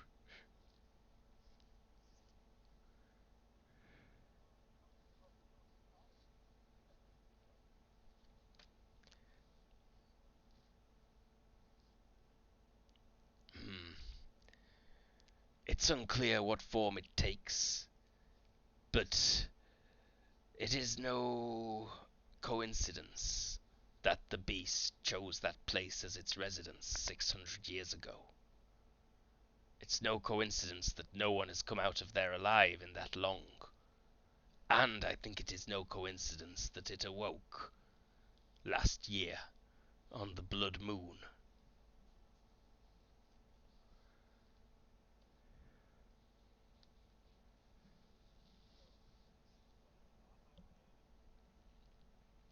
It may be, but only a short one, I suspect. Yes.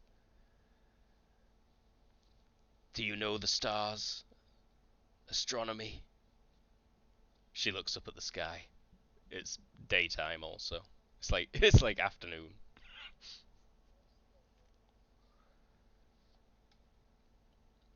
I believe that the castle, the rock on which that castle stands, came from the heavens. I believe that there is something in there of great power that is magnified when the blood moon is strongest and weakens when it is at its lowest stage. It just so happens we are in a mild section right now, but within just a week I predict the dragon will awake and come for all those plump piglets that have been born.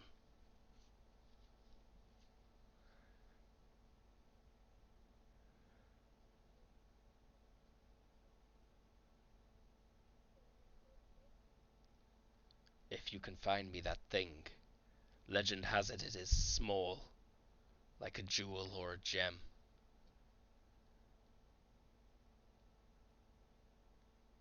It would likely have the power to stop the dragon.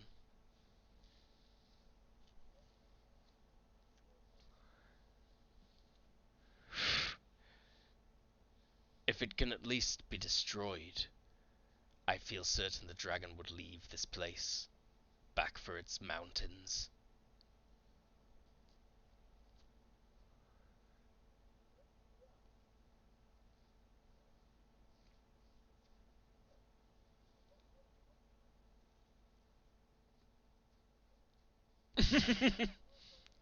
You destroy it, it starts to leave, and then you're like, not so fast, dipshit. Like, surprise, motherfucker.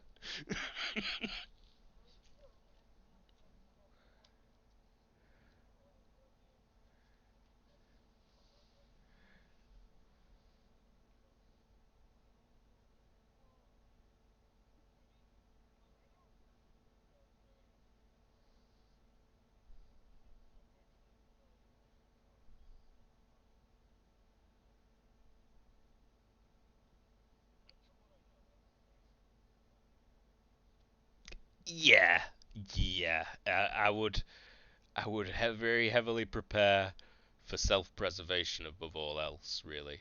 If it seemed like I might even slightly have a chance of dying, I would likely use a high-level spell and be gone. But that does not mean to say it's not impossible, with cleverly laid out traps and scenarios, tactics.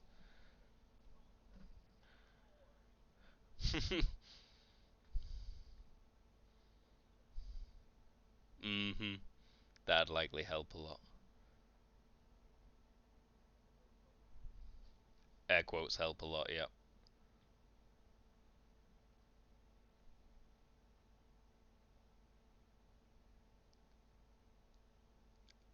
It sounds like you might be interested in investigating this dragon's lair before the capital, though. I can grant you charms of fire protection, though they will not last forever.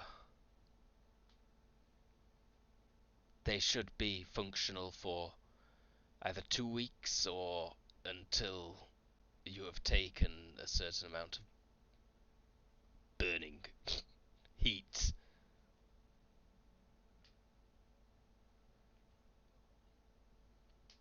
A lot, and for some time, probably enough to melt iron.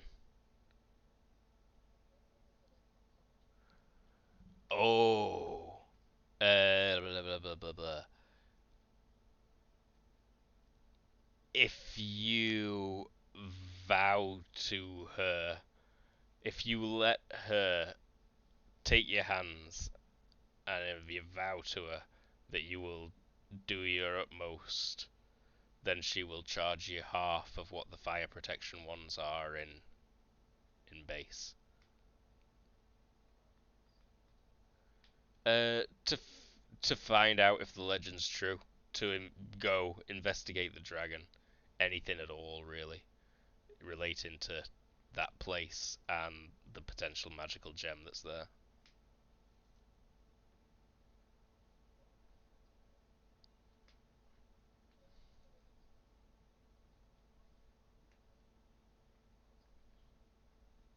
Yeah, she didn't want that from you.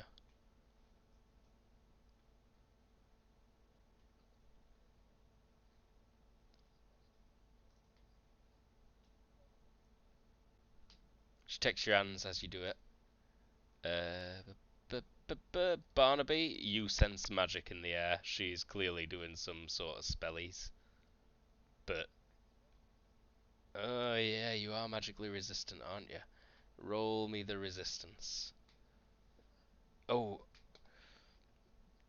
yeah, actually, I should see. And I should have chosen a specific spell for this. But there's all manner I can choose from, probably. Er, Mainly a flavour thing. She's not trying to do anything particularly bad to you. It probably. Yeah, she is almost definitely good enough that it doesn't matter, even with your magic resistance, I would hope. Just roll 3d6 and see if you crit, essentially. Just for me to double check something.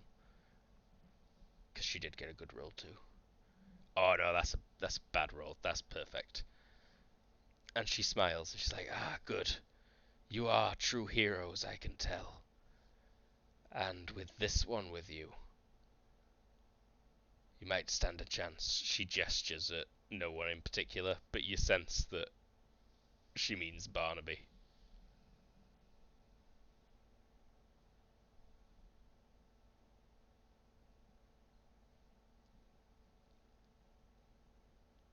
she also will tell you a smith to seek out and to tell that you want to fight a dragon.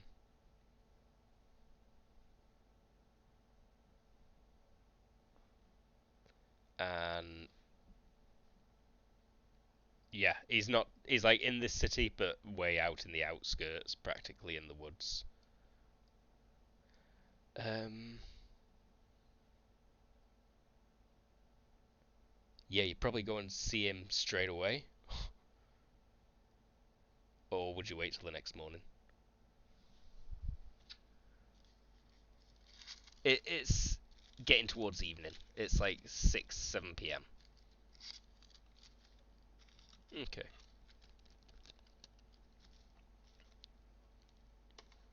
Drunk, drunk, glug, glug, glug. Good booze, good stuff. Um, Head off to see that smith, and he's working in his forge in his yard, bashing metal, cling clang. You hear him from pretty far off. It's a pretty secluded place that he's got for himself. He's clearly making weapons. There are a few like in various stages of completion, knocking around.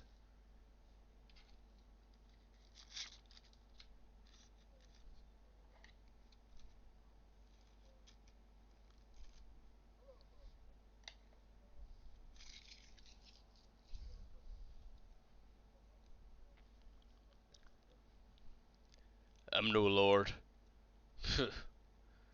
If you've got the right coin, I've got the right material.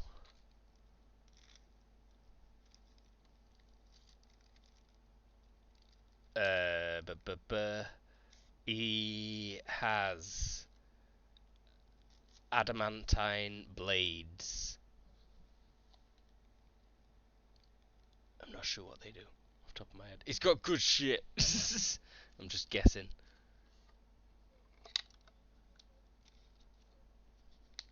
Yeah. Let's break. Yep.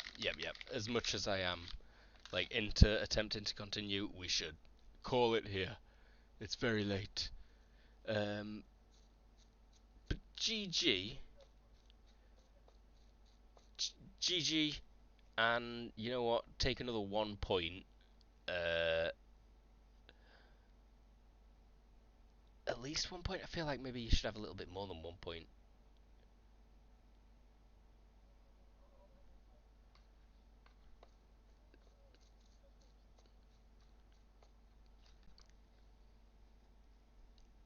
I like that you passed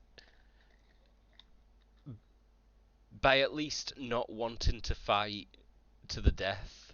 The Robin Hood analogy, lol. The analog is it. Then you pass the test. So yeah, I want to give you 3 points. You should be at 262.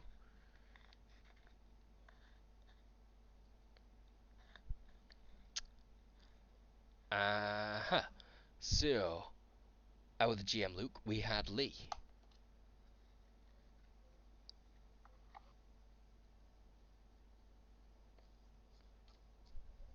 Honourable Day.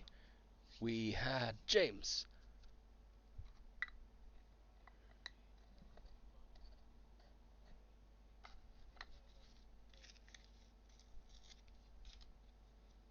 Bro, you cannot kill a dragon. No one can kill this dragon. Well, you guys certainly can't, I don't think. Let's see. We'll find out. Maybe it'll kill all you. TPK. We had CD.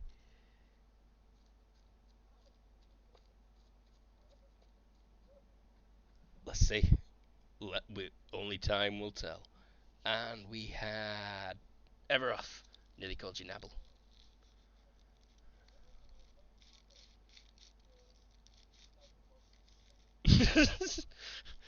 Yeah, Nabble has all the best moments. Just when I looked over, when he called over, like, "What about you, green one?" Like, huh? Picking your nose. GG. Thanks for watching. We'll be back Sunday with Liminality. Um, Possibly Thursday with Star Trek. Maybe Friday with this, maybe not. Check Twitter. You might see a weird, strange tweet right before we go live. Bye, everybody.